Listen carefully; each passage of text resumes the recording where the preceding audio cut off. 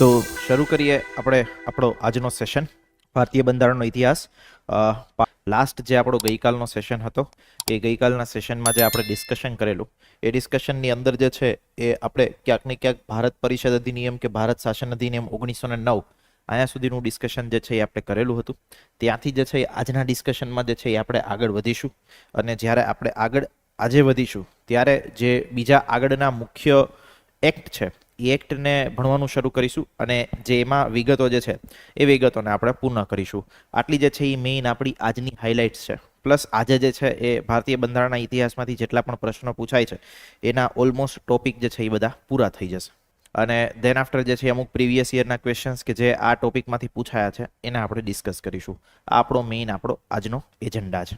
શરૂ કરીએ તો કે લાસ્ટ જ્યારે આપણે સેશનમાં એન્ડ કરેલું હતું એ સેશનની અંદર આપણે આ વસ્તુને જાણીતી શું હતું તો કે ગવર્નરની કારોબારી પરિષદ, ગવર્નરની મંત્રી પરિષદ. ઓકે, ગવર્નરની જે મંત્રી પરિષદ જે છે એ કેવા ફોર્મમાં હોય તો કે ભાઈ જે મંત્રીઓ છે કેવા હશે તો કે ચૂંટાયેલા. ઓકે, કારોબારી પરિષદમાં જે લોકો હશે એને ગવર્નર દ્વારા પોતે નામાંકિત કરેલા હશે. નામાંકિત મતલબ કે એને પસંદ કરેલા હોય. ઓકે, એ વ્યક્તિ જે છે એની આખી ગવર્નર અને કારોબારી પરિષદ બનાવશે. ઓન ધી અધર સાઈડ ચૂંટણી થશે, કારણ કે જે છે એ આપણે આગળ જોયું એમ કે ભાઈ પ્રત્યક્ષ ચૂંટણીની વ્યવસ્થા જે છે એ પ્રત્યક્ષ ચૂંટણીની વ્યવસ્થા કયા એક્ટ અંતર્ગત કરવામાં આવેલી હતી 1909 ના. ઓકે, તો 1909 ના એક્ટ અંતર્ગત ઓલરેડી પ્રત્યક્ષ ચૂંટણીની વ્યવસ્થા કરી દીધી હતી. પ્રત્યક્ષ ચૂંટણીની વ્યવસ્થાનો મતલબ એવો છે કે વિધાન પરિષદ, વિધાનસભા આ બધી જ જગ્યાએ જે છે એ ચૂંટણી કેમાં થશે તો કે લોકો દ્વારા પ્રત્યક્ષ રૂપથી કરવામાં આવશે. ક્લિયર? તો આ પ્રકારની વ્યવસ્થા હતી. ગવર્નરની સાથે જે છે મંત્રી પરિષદ હોય ચૂંટાયેલા હોય, ગવર્નરની સાથે કારોબારી પરિષદ હોય નામાંકિત હોય. પછી તો કે કાયદા બનાવવા માટે જે વિષયોની યાદીઓ છે એ વિષયોની યાદી બે પાર્ટમાં ડિવાઇડેડ કરેલી હતી. કેવા પ્રકારની તો કે ભાઈ એક હતું હસ્તાંતરિત વિષયો. ઓકે, અને એક શું હતું તો કે ભાઈ આરક્ષિત વિષયો. હસ્તાંતરિત વિષયોને આપણે ઇંગ્લિશમાં કહેતા ટ્રાન્સફર્ડ સબ્જેક્ટ, આરક્ષિત વિષયોને આપણે ઇંગ્લિશમાં કહેતા રિઝર્વડ સબ્જેક્ટ. ઓકે, તો જે આરક્ષિત વિષયો છે એ વિષયો ઉપર કોણ કાયદા બનાવતો તો કે ગવર્નર પ્લસ એની મંત્રી પરિષદ. હસ્તાંતરિત વિષયો છે એની ઉપર કોણ કાયદા બનાવતી ગવર્નર પ્લસ એની કારોબારી પરિષદ. રાઈટ? ક્લિયર? હા કે ના? ના શું બે વ્યસ્તુ તો વિચારો. હા, મેં ઇન્ટરચેન્જ કરી દીધું હતું તમારા માટે જોવા માટે જાગો છો કે નહીં જાગતા. ઓકે, આરક્ષિત વિષય ઉપર કોણ કાયદા બનાવે તો કે ગવર્નર પ્લસ એની કારોબારી પરિષદ. ઓકે ભાઈ, એ ઇમ્પોર્ટન્ટ વિષય હતા ને, આપણે વાત કરી હતી ને ગઈકાલે કે જે ઇમ્પોર્ટન્ટ વિષય હોય એની ઉપર કાયદાઓ કોણ બનાવતું તો કે ભાઈ ગવર્નર અને એની જે છે એ કારોબારી પરિષદ. હસ્તાંતરિત વિષયો એટલે કે થોડા ઓછા ઇમ્પોર્ટન્સ ધરાવતા વિષય તો કે એની ઉપર કાયદાઓ કોણ બનાવતું તો કે ગવર્નર પ્લસ એની મંત્રી પરિષદ. ક્લિયર? આટલી વસ્તુ સમજાઈ હતી. આટલું બેઝિક નોલેજ તમારામાં હોય, આટલી અન્ડરસ્ટેન્ડિંગ તમારામાં હોય તો આગળનો કોન્સેપ્ટ જે છે એ આપણે વ્યવસ્થિત રીતે ભણી શકીએ. તો હવે આગળનો કોન્સેપ્ટ ભણવાનો પ્રયત્ન કરીએ કે શું કે છે આગળનો કોન્સેપ્ટ. તો કે પછી આવ્યો એક અધિનિયમ. અધિનિયમનું નામ હતું ભારત શાસન અધિનિયમ 1919. ઓકે, ભારત શાસન અધિનિયમ 1919 શું છે તો કે ભાઈ બીજા શબ્દમાં જેમ કે 1909 જે છે એને આપણે કયા શબ્દમાં ઓળખતા બીજા? હા, exactly, that was called as Morley Minto reforms. Okay, Morley Minto reforms તરીકે બી ઓળખાતું. હવે આ જે અધિનિયમ જે છે એને કયા નામથી ઓળખાય છે તો કે મોન્ટેગ્યુ ચેમ્સફોર્ડ સુધારા. તો કે એ સમયના અંગ્રેજી અધિકારીઓ એના નામ ઉપર જે છે આ વસ્તુઓ પડેલી હતી. સેકન્ડ થિંગ કે પ્રાંતોમાં જે છે એ દ્વિમુખી શાસન પદ્ધતિ દાખલ કરવામાં આવી. જો કે આ એનું પેલું ફીચર છે. ઓકે, કે એક ડાયાર્કી સિસ્ટમ જે છે એ ડાયાર્કી સિસ્ટમ એ લોકો પ્રાંતોમાં લાવ્યા. પ્રાંતો મતલબ જે રાજ્યો હોય તે આજના સમયમાં જેને આપણે રાજ્ય તરીકે ઓળખીએ, ગુજરાત, મહારાષ્ટ્ર, તમિલનાડુ એક્સેટ્રા એક્સેટ્રા, આ બધા રાજ્યો જે છે એને એ સમયમાં કયા નામથી ઓળખાતું તો કે ભાઈ પ્રાંત નામથી ઓળખાતું. તો કે પ્રાંતોમાં એક સિસ્ટમ દાખલ કરવામાં આવી. તો કે પ્રાંતોમાં જે સિસ્ટમ દાખલ કરવામાં આવી સિસ્ટમને શું નામ આપવામાં આવ્યું તો કે દ્વિમુખી શાસન પદ્ધતિ, કોલ્ડ એઝ એન ડાયાર્કી. આ ડાયાર્કીનો મતલબ શું થતો તો કે આ ડાયાર્કી અંતર્ગત જે કાયદો બનાવવાના વિષયો હોય, ઓકે, કે જેની ઉપર કાયદો બનાવવાનો છે એ વિષયો હોય એને બે પાર્ટમાં ડિવાઇડેડ કરી દીધા. કયા બે પાર્ટમાં? જે આપણે આગળ ભણ્યા એ. ઓકે, કે પ્રાંતીય વિષયો છે એવા વિષયો કે જેની ઉપર પ્રાંત કાયદો બનાવી શકે એને અગેન બે પાર્ટમાં ડિવાઇડ કર્યા. કયા કયા તો કે હસ્તાંતરિત અને આરક્ષિત. હસ્તાંતરિત ઉપર કોણ કાયદાઓ બનાવતું તો કે ભાઈ ગવર્નર અને એની મંત્રી પરિષદ. ઓકે, આ આખી બોડી જે છે મંત્રી પરિષદની જે બોડી છે, ઓકે, એ મંત્રી પરિષદની બોડી કેવી હતી તો કે ભાઈ ઇલેક્ટેડ બોડી હતી, ચૂંટાયેલી હતી, કે જે પ્રાંતોમાં જ્યારે ચૂંટણીઓ થતી એના માધ્યમથી ચૂંટાતા. ઓન ધી અધર સાઈડ આરક્ષિત વિષયો છે. આરક્ષિત વિષયો ઉપર કાયદાઓ કોણ બનાવતો તો કે ગવર્નર અને એની કારોબારી પરિષદ. હવે આ કારોબારી પરિષદ જે છે એ કેવી હતી? તો કે non accountable. Okay, non accountable હતી, નોન ઇલેક્ટેડ હતી, બધી જ વસ્તુ. હવે જો બે વસ્તુ બીજી આવે, એક શબ્દ તમને અહીંયા આવ્યો અકાઉન્ટેબલ, એક શબ્દ તમને અહીંયા આવ્યો નોન અકાઉન્ટેબલ. હવે આ અકાઉન્ટેબલ અને નોન અકાઉન્ટેબલ નો મતલબ શું થાય? ઓકે, તો કે જો અકાઉન્ટેબલ નો મતલબ એવો થાય કે આ જે મંત્રીઓ છે, ઓકે, એ મંત્રીઓ જે પ્રાંતોની પરિષદ હશે, મતલબ પ્રાંતોની માનો જે વિધાનસભા હશે કે વિધાન પરિષદ હશે, જે બી નામ હોય, વિધાનસભા કે વિધાન પરિષદ, એને શું હશે? તો કે જવાબદાર હશે. જવાબદારનો મતલબ હોવો શું થાય? તો કે એને કોઈ પણ પ્રકારના ઇસ્યુ થાય, કોઈ પણ પ્રકારના પ્રોબ્લેમ થાય, કોઈ બી વ્યક્તિ પ્રશ્ન પૂછે વિધાનસભાની અંદર, સામે વિરોધ પક્ષનો કોઈ વ્યક્તિ પ્રશ્ન પૂછે કે અન્ય કોઈ સભ્ય પ્રશ્ન પૂછે, તો એમને જવાબ આપવો. જેમ કે હું તમને એક એક્ઝામ્પલ આપું, આજના સમયમાં આપણું પ્રધાનમંત્રી અને એનું મંત્રી પરિષદ સામૂહિક રીતે લોકસભાને જવાબદાર છે અત્યારની સ્થિતિમાં, હાલની સ્થિતિમાં. તો આ સામૂહિક રીતે લોકસભાને જવાબદાર હોવાનો મતલબ શું થાય? તો કે ભાઈ માનો કોઈ કોંગ્રેસ પાર્ટી જે છે એનો કોઈ સભ્ય મેમ્બર ઓફ પાર્લામેન્ટ છે, એ સભ્ય જે છે એ આપણા કોઈ લેટ છે હાઈવે મિનિસ્ટર હોય, હાઈવે મિનિસ્ટરને પ્રશ્ન પૂછે છે કે ભાઈ છેલ્લા 1 વર્ષમાં ઇન્ડિયામાં કેટલા રોડ એક્સિડન્ટ થયા, માનો આવો ક્વેશ્ચન પૂછે છે, તો સામે મંત્રીએ જવાબ આપવો, લોકસભાની અંદર જવાબ આપવો. ક્લિયર થાય છે? સમજાય છે? તો જે આપણી મંત્રી પરિષદ છે, એ મંત્રી પરિષદ એ સમયગાળા દરમિયાન અને આજના સમયમાં બી એ મંત્રી પરિષદ જે છે એ જવાબદાર હોય, જે ઇલેક્ટેડ હોય એ જવાબદાર હોય, કારણ કે લોકોના પ્રતિનિધિ છે, લોકો એને પસંદ કર્યા છે, તો જે જગ્યા એને પસંદ કરીને મોકલ્યા છે ત્યાં એને જવાબ આપવો પડે. ક્લિયર હુઆ? દિમાગમાં બેઠા? ઓકે. સેકન્ડ થિંગ, આજે આરક્ષિત વિષયો ઉપર કાયદાઓ બનાવનાર સંસ્થા છે, એટલે કે ગવર્નર અને એની કારોબારી પરિષદ, રાઈટ? હવે આ કારોબારી પરિષદ શું છે? નોન ઇલેક્ટેડ છે, એને લોકોએ તો ચૂંટ્યા નથી. તો આ જે કારોબારી પરિષદ હશે એ કેવી હશે? કેવી હશે? જવાબ તો લખ્યો છે ત્યાં, નોન અકાઉન્ટેબલ. ઓકે, એને કાંઈ પાર્લામેન્ટ કે વિધાનસભા કે વિધાન પરિષદમાં જઈને જવાબ આપવાના નથી, એટલે એને કેવી ગણવામાં આવે? સંસ્થા નોન અકાઉન્ટેબલ તરીકે ગણવામાં. ક્લિયર થાય છે? સમજાય છે આ વસ્તુ? એક વખત આની ઉપર નજર નાખી દો, દેન આફ્ટર કોઈ બી ડાઉટ હોય તો મને પૂછી લો, પછી આપણે આગળ વધીએ. Online students, anyone is having any doubt then please feel free to approach. આજે કોઈ તહેવાર છે? આજે કોઈ તહેવાર છે? નહીં, એ કોન્ટેક્સમાં નહીં, વિદ્યાર્થીઓ ઓછા આવ્યા છે એટલે કહું છું. મતલબ તહેવાર હોય, ઘણી વખત વીકેન્ડ હોય, તો કેવું કે મનાવવું હોય વીકેન્ડ, એના માટે કદાચ ના આવે. વીકેન્ડ મનાવવું હોય તો ઘણી વખત કદાચ ના આવે, એવું બની શકે. મતલબ there is a concept called as an weekend vibe. Okay, so ઘણા બધા સ્ટુડન્ટ જે છે એ માનો એને વીકેન્ડ વાઇબ લેવી હોય કે લાઈક આજે ફ્રાઈડે છે, ઓકે, તો સેટરડે સન્ડે આપણે મજા કરવાની, મે બી એટલા માટે છે. સી, ગવર્નરની કારોબારી પરિષદમાં ઓલરેડી ઇન્ડિયન્સને રાખવાની જોગવાઈ કરેલી હતી આગળના એક્ટમાં. તો એ ગવર્નર એવી પ્રોવિઝન કરતા કે ભાઈ એકાદ સભ્ય જે છે એ ભારતીય હોય. ઓકે, આગળ જે આપણે જોયેલું હતું સત્યેન્દ્ર પ્રસાદ સિન્હા, ઓકે, તો એને એઝ અ ગવર્નરની કારોબારી પરિષદમાં સામેલ કરેલા, સો કરી શકે. ક્લિયર? ડન? એ હજી આગળ ધીરે ધીરે જે છે એ અમુક વ્યક્તિઓને વધારશે બી ખરી સંખ્યા, પેલા 1 હશે, 2 થશે, એક્સેટ્રા એક્સેટ્રા. આગળ વધે. Should we move ahead? Okay, હજી આ એક્ટની બીજી આપણે જોગવાઈઓ જોવાની છે. આજે આપણે અમુક બેઝિક જોગવાઈઓ જોઈએ. જે તમે ક્વેશ્ચન પૂછતા હતા એ જ વસ્તુ કે વાઇસરોય જે છે એ વાઇસરોયની કારોબારી પરિષદમાં હવે કેટલા ભારતીય સભ્યો હશે? તો કે ભાઈ 3 ભારતીય સભ્યો હશે. ઓકે, શરૂઆત કરેલી હતી 1 થી, પછી ધીરે ધીરે રૂલનું એક્સપાન્શન થયું, લોકો જે છે થોડા વધારે જાગૃત બન્યા, તો એ કોન્ટેક્સમાં જે છે એ સભ્યોની સંખ્યા જે છે એ ધીરે ધીરે વધારવામાં આવી, તો 3 ભારતીયો જે છે એડ કરવામાં આવ્યા. પછી તો કે જે સત્તાના વિષયો છે એ સત્તાના વિષયોની કેન્દ્ર અને પ્રાંતો વચ્ચે વહેંચણી કરવામાં આવી. જો આજના સમયમાં બી આજનું બી આપણું આ જે બંધારણ છે એ બંધારણમાં પણ આપણી યાદીઓ બનેલી છે. યાદીઓ જે બનેલી છે એ યાદીઓ કયા કોન્ટેક્સમાં બનેલી છે? તો કે એક યાદીનું નામ છે કેન્દ્ર યાદી, એક યાદીનું નામ છે રાજ્ય યાદી, અને ત્રીજી યાદીનું નામ છે સંવર્તી યાદી. ઓકે, સંયુક્ત યાદી પણ તમે કહી શકો, અને સંવર્તી યાદી એટલે કે ઇંગ્લિશમાં એને કોન્કરન્ટ લિસ્ટ કહેવાય છે. તો આવા પ્રકારની 3 યાદીઓ છે. આ 3 યાદીઓ બનાવવા પાછળનું કારણ શું? તો કે આ 3 યાદીઓ બનાવવા પાછળનું મેઇન રીઝન એ છે કે કેન્દ્ર યાદી અંતર્ગત જે વિષયો લખેલા હોય એની ઉપર કાયદો કોણ બનાવી શકે? કેન્દ્ર સરકાર. રાજ્ય યાદી ઉપર લખેલું હોય એની ઉપર કાયદો કોણ બનાવી શકે? રાજ્ય સરકાર. સંવર્તી યાદી અંતર્ગત જે વિષયો લખેલા હોય એની ઉપર બંને કાયદો બનાવી શકે, કેન્દ્ર બી બનાવી શકે, રાજ્ય બી બનાવી શકે. પણ જો માનો એક વિષય ઉપર બંને સેમ કાયદો બનાવે છે, ઓકે, તો કોનો કાયદો માન્ય રહેશે? કેન્દ્ર સરકારનો કાયદો માન્ય રહેશે. ઓકે, આવા પ્રકારની પ્રોવિઝન આજના બંધારણમાં પણ છે.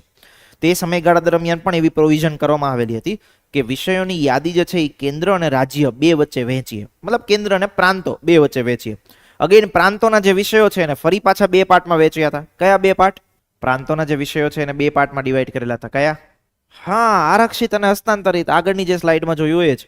ઓકે, ક્લિયર થાય છે. તો આ પ્રકારની જે છે એ વ્યવસ્થા દાખલ કરવામાં આવી. પછી તો કે બીજી એક વસ્તુ દાખલ કરવામાં આવી. કેવી દાખલ કરવામાં આવી? તો કે દ્વિગૃહી ધારાસભાનો સિદ્ધાંત દાખલ કર્યો.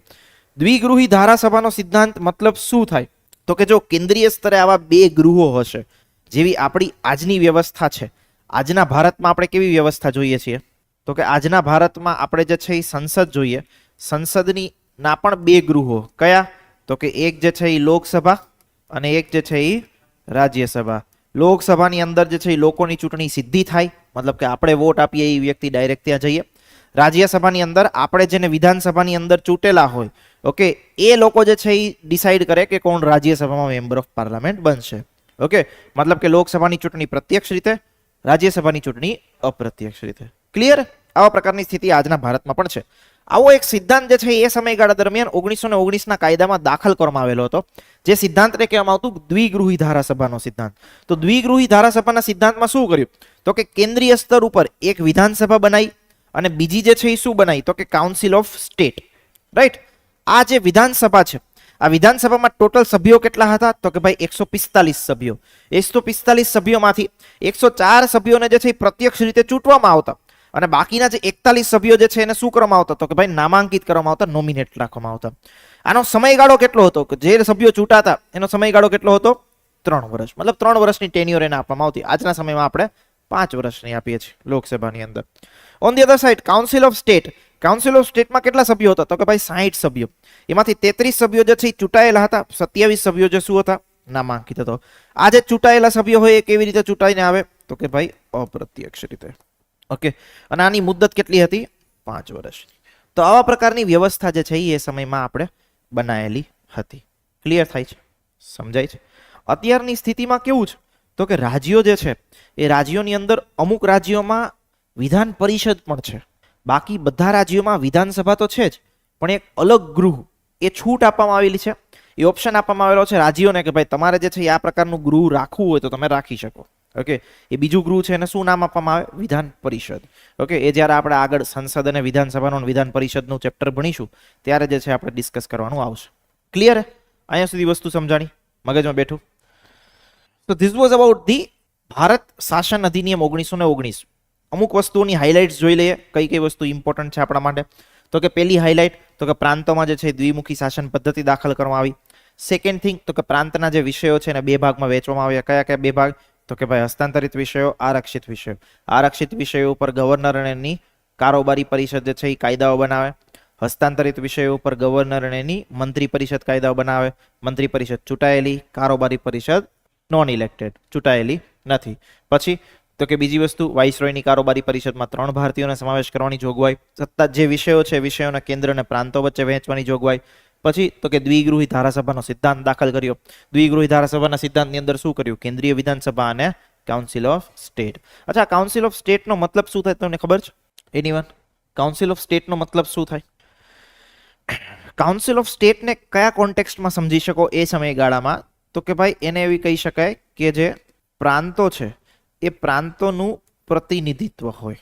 ઓકે, આજના સમયમાં આપણી જે રાજ્યસભા છે એ રાજ્યસભાને પણ આ જ નામે ઓળખવામાં આવે છે. That is called as council of states. આ રાજ્યસભાની અંદર શું હોય? તો કે ભાઈ દરેક રાજ્યનું પ્રતિનિધિ, રાજ્યનું પ્રતિનિધિત્વ. તો આપણે જે છે અત્યારે રાજ્યસભામાં સ્થિતિ કેવી હોય? તો કે ભાઈ રાજ્યનું પ્રતિનિધિત્વ જોવા મળે.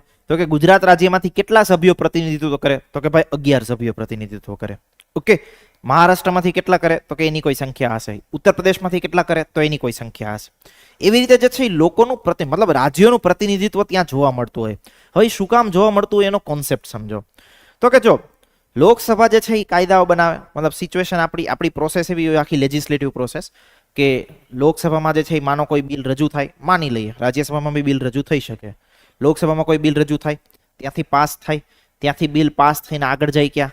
રાજ્યસભામાં. રાજ્યસભામાં બિલ પાસ થાય, રાજ્યસભામાં બિલ પાસ થાય એના પછી કાંઈ જાય કોની પાસે? રાષ્ટ્રપતિ પાસે. રાષ્ટ્રપતિ સાઇન કરે એટલે ઓલો જે ખરડો હોય એ કાયદો બને. ઓકે, આવી સિચ્યુએશન હોય અત્યારની સ્થિતિએ. ઓકે, આ ખરડો કાયદો કેમ બને, આ તે બધી વસ્તુ આપણે ભણવાની જ છે. આ તો જસ્ટ આપણે અત્યારે વાતચીત ઉખડી એટલે એને ડિસ્કસ કરી લઈએ. સો થિંગ ઇઝ ધેટ કે જે બી નિર્ણય લેવાય છે કેન્દ્રીય સ્તરે પણ, ઓકે, કે કેન્દ્ર સરકાર જે બી નિર્ણય લે છે એ નિર્ણયમાં પણ રાજ્યોનું પ્રતિનિધિત્વ હોય કે રાજ્યોનો પોતાનો મત હોય, એટલા માટે જે છે એ આપણે કેવી વ્યવસ્થા છે, રાજ્યસભાની વ્યવસ્થા, that is called as an upper house.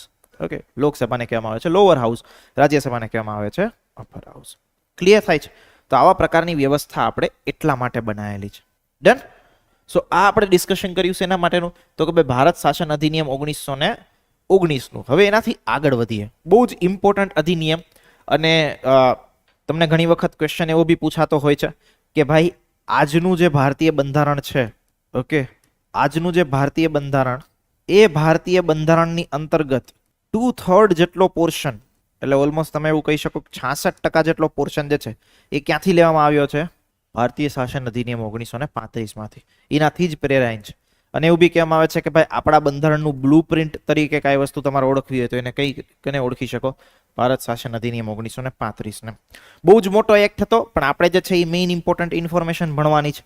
Okay, બાકી એક્ટમાં તો 10 જેટલા પરિશિષ્ટ હતા, એટલે કે 10 શેડ્યુલ હતા, 321 જેટલી અનુચ્છેદ હતી, તો આખું બહુ મોટો એક્ટ તરીકે આપણે કહી શકીએ. બટ આપણે તો જે છે આપણા કામની ઇન્ફોર્મેશન ભણીએ કે જે આપણને એક્ઝામ પર્સપેક્ટિવથી પૂછાય છે. ઓકે, એ એક્ઝામ પર્સપેક્ટિવથી પૂછાતું પહેલું ફેક્ટ, તો કે એ ફેક્ટનું નામ અને એ ફેક્ટની વિગતો એવી છે કે જેના અંતર્ગત આ અધિનિયમ જે એક બનાવવામાં આવ્યો, એમાં એક આખું ભારતીય સંઘ બનાવવાની જે છે એક કલ્પના કરવામાં આવી હતી. ઓકે, કલ્પના જ થઈ હતી, હકીકતમાં જે છે આ વસ્તુ થઈ નથી શકી. ઓકે, બટ આવો જે છે એ વિચાર રજૂ કરવામાં આવ્યો હતો. વિચાર કેવો હતો અંગ્રેજોનો? તો કે વિચાર એવો હતો કે એક આખું યુનાઇટેડ ઇન્ડિયા બનાવીએ.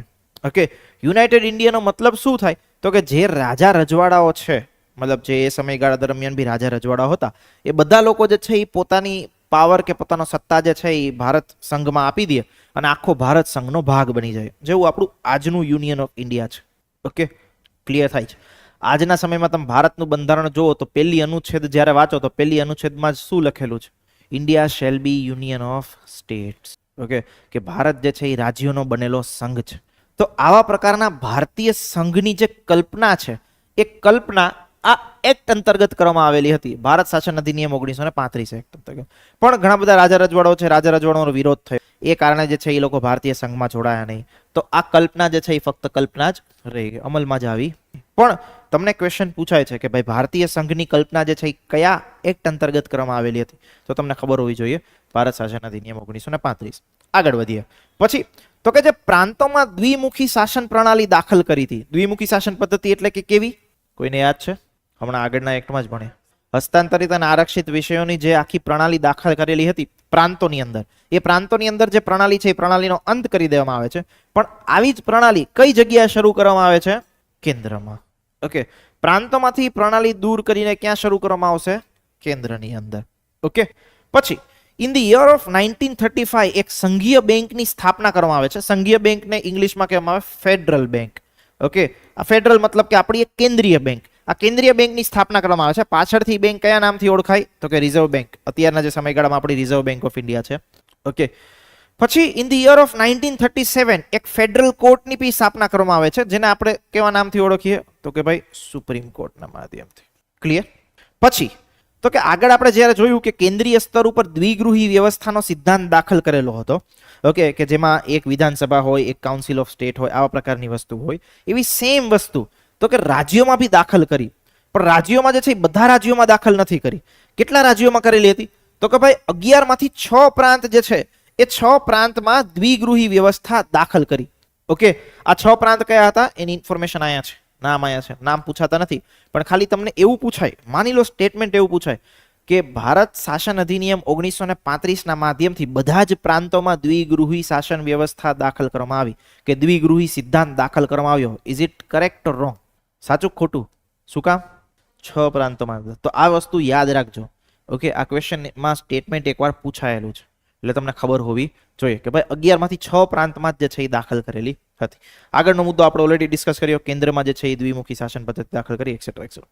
હવે તો કે જો આગળ જો અલગ મતદાર મંડળ, 1909 થી જે કોમ્યુનલ રિપ્રેઝન્ટેશન શરૂ કરેલું હતું મોરલે અને મિન્ટો રિફોર્મ્સ દ્વારા, કે જેમાં મુસ્લિમ્સ માટે જે છે એ સાંપ્રદાયિક પ્રતિનિધિત્વની જોગવાઈ કરેલી હતી, એવી પ્રતિનિધિત્વની જોગવાઈ હવે જે છે એ થોડી વધારવામાં આવી. વધારીને કોના કોના માટે કરવામાં આવી? તો કે ભાઈ સ્ત્રીઓ માટે પણ કરવામાં આવી અને કામદારો માટે પણ કરવામાં આવી. તો કે એના માટે અલગ મતદાર મંડળની રચના કરી. અલગ મતદાર મંડળનો મતલબ શું? તો કે સ્ત્રી જે છે એ ખાલી સ્ત્રીને જ વોટ કરી શકે, કામદાર જે છે એ ખાલી કામદારને જ વોટ કરી શકે. આવા પ્રકારની વ્યવસ્થા કરી. પછી એક ચેન્જ શું કર્યો હતો? તો કે એક ચેન્જ એવો કરેલો હતો કે બર્મા જે છે એ બર્માને ભારતથી અલગ કરેલું. બર્મા જે છે એ આજના સમયમાં કયો પ્રદેશ તરીકે ઓળખાય છે? તો કે મ્યાનમાર તરીકે. ઓકે, તો કે આ મ્યાનમાર જે છે ને ભારતથી અલગ કર્યું. કરવા પાછળનું કારણ શું હતું? તો કે કરવા પાછળનું કારણ હતું કે એ સમયમાં એ જગ્યાએથી બહુ બધી ક્રાંતિકારી પ્રવૃત્તિ અને અંગ્રેજોની વિરોધમાં જે છે એ ઘણા બધા આંદોલનો શરૂ થતા હતા. ઓકે, એટલા માટે અંગ્રેજો વિચાર્યું કે ભાઈ આ પાર્ટ જ આપણે અહીંયાથી કટ કરી નાખીએ તો જે બધી જફામારી છે જફામારી જ દૂર થઈ જાય. ઓકે, એટલા માટે જે છે બર્માને શું કર્યું? ભારતથી અલગ કર્યું. અને લાસ્ટ પોઈન્ટ શું હતો? તો કે જે એક આપણે આગળ ડિસ્કસ કરેલું હતું કે 1858 નો જે અધિનિયમ છે, જેને આપણે કેવો એક્ટ? તો કે સારા શાસન વાળો અધિનિયમ, રાઈટ? તો આ જે ગુડ ગવર્નમેન્ટ એક્ટ એટલે કે 1858 નો જે કાયદો બનેલો હતો, એ કાયદાથી જે એક ભારતીય પરિષદ બનાવેલી હતી. ભારતીય પરિષદ શેના માટે બનાવેલી હતી? તો કે જે સચિવ હતા એ સમયગાળા દરમિયાન જે રાજ્યના સચિવનું એક નવું પદ બનાવેલું હતું. ઓકે, તો આ જે રાજ્યના સચિવનું જે પદ છે એને મદદ કરવા માટે શું હતું? તો કે સચિવ પ્લસ અન્ય સભ્યો. ઓકે, 15 લોકોની જે ટીમ બનાવેલી હતી કે જે એને મદદ કરે, રાઈટ? એ આખી જે ભારતીય પરિષદ જે છે એ ભારતીય પરિષદને શું કરી દીધી? રદ કરી દીધી. ક્લિયર? ઓકે, તો આટલા ઇમ્પોર્ટન્ટ પોઈન્ટ છે 1935 ના એક્ટ ઉપરથી. એક વખત જે છે 1935 નો એક્ટ જલ્દીથી જોઈ જાઓ. તેન આફ્ટર જે છે આપણે બંધારણના અંતિમ ચરણ પણ પહોંચીએ. અંતિમ ચરણ મતલબ કે હવે બધા એક્ટ ઓલમોસ્ટ મેજોરિટી પૂરા થઈ ગયા. હવે ઓલમોસ્ટ ભારત જે છે એ આઝાદીની સમયગાળાની નજીક હતું. 1935 એ સમયગાળા પછી ઓલમોસ્ટ તમારો જે છે 1947 નો જે સમયગાળો આવે તો કે ત્યાં સુધી આપણે પહોંચવું છે. ઓકે, તો આ એક્ટને એકવાર ખાલી શાંતિથી જોઈ જાઓ. આફ્ટર આપણે આગળ વધીશું. ઓનલાઈન વિદ્યાર્થીઓ બી કોઈ પણ પ્રકારનો ડાઉટ હોય then please feel free to approach. એક વખત પૂછી લેજો. અચ્છા, આજ વખતે કોઈ જીપીએસસીના ઇન્ટરવ્યુના માર્ક્સ જોયા હોય તો એમને ખ્યાલ હશે કે લાઈક અત્યાર સુધીનો સૌથી મોટો ટ્રાન્સફોર્મેશનલ ચેન્જ ઇન્ટરવ્યુના માર્ક્સમાં થયો.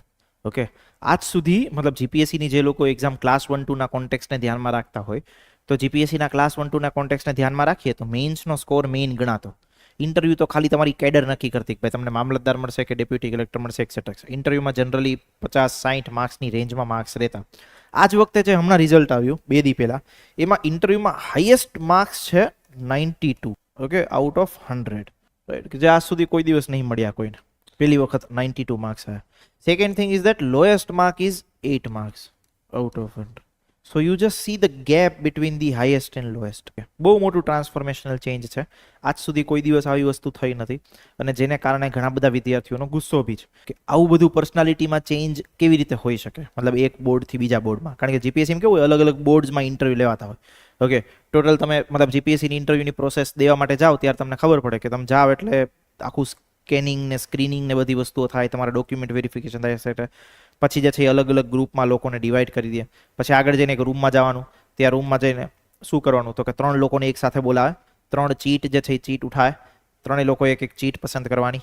એ જે ચીટ તમારા હાથમાં આવે એમાં તમારું બોર્ડ લખ્યું હોય, મતલબ કે 3 બોર્ડમાં એક સાથે ઇન્ટરવ્યુ લેવાતા હોય. એક બોર્ડમાં 5 મેમ્બર્સ હોય, 5 થી 6 એવા ટોટલ 3 બોર્ડ હોય. મતલબ જે જીપીએસસીના મેમ્બર હોય એ બોર્ડના અધ્યક્ષ હોય, બોર્ડના જે છે એ શું કહેવાય હેડ હોય. ઓન ધી અધર સાઈડ જીપીએસસીના ચેરમેન જે છે એ બી એક બોર્ડમાં બેઠા હોય. ઓકે, તો એવી રીતે 3 જે છે એ અલગ અલગ બોર્ડમાં ઇન્ટરવ્યુઝ લેવાતા હોય. એક સાથે 3 બોર્ડમાં ઇન્ટરવ્યુ ચાલતા હોય. નસીબની વસ્તુ એવી કે જેમને આ બોર્ડ આવ્યું એમને માર્ક્સ જોરદાર મળ્યા, જેમને આ બોર્ડ આવ્યું એમને આવા માર્ક્સ મળ્યા.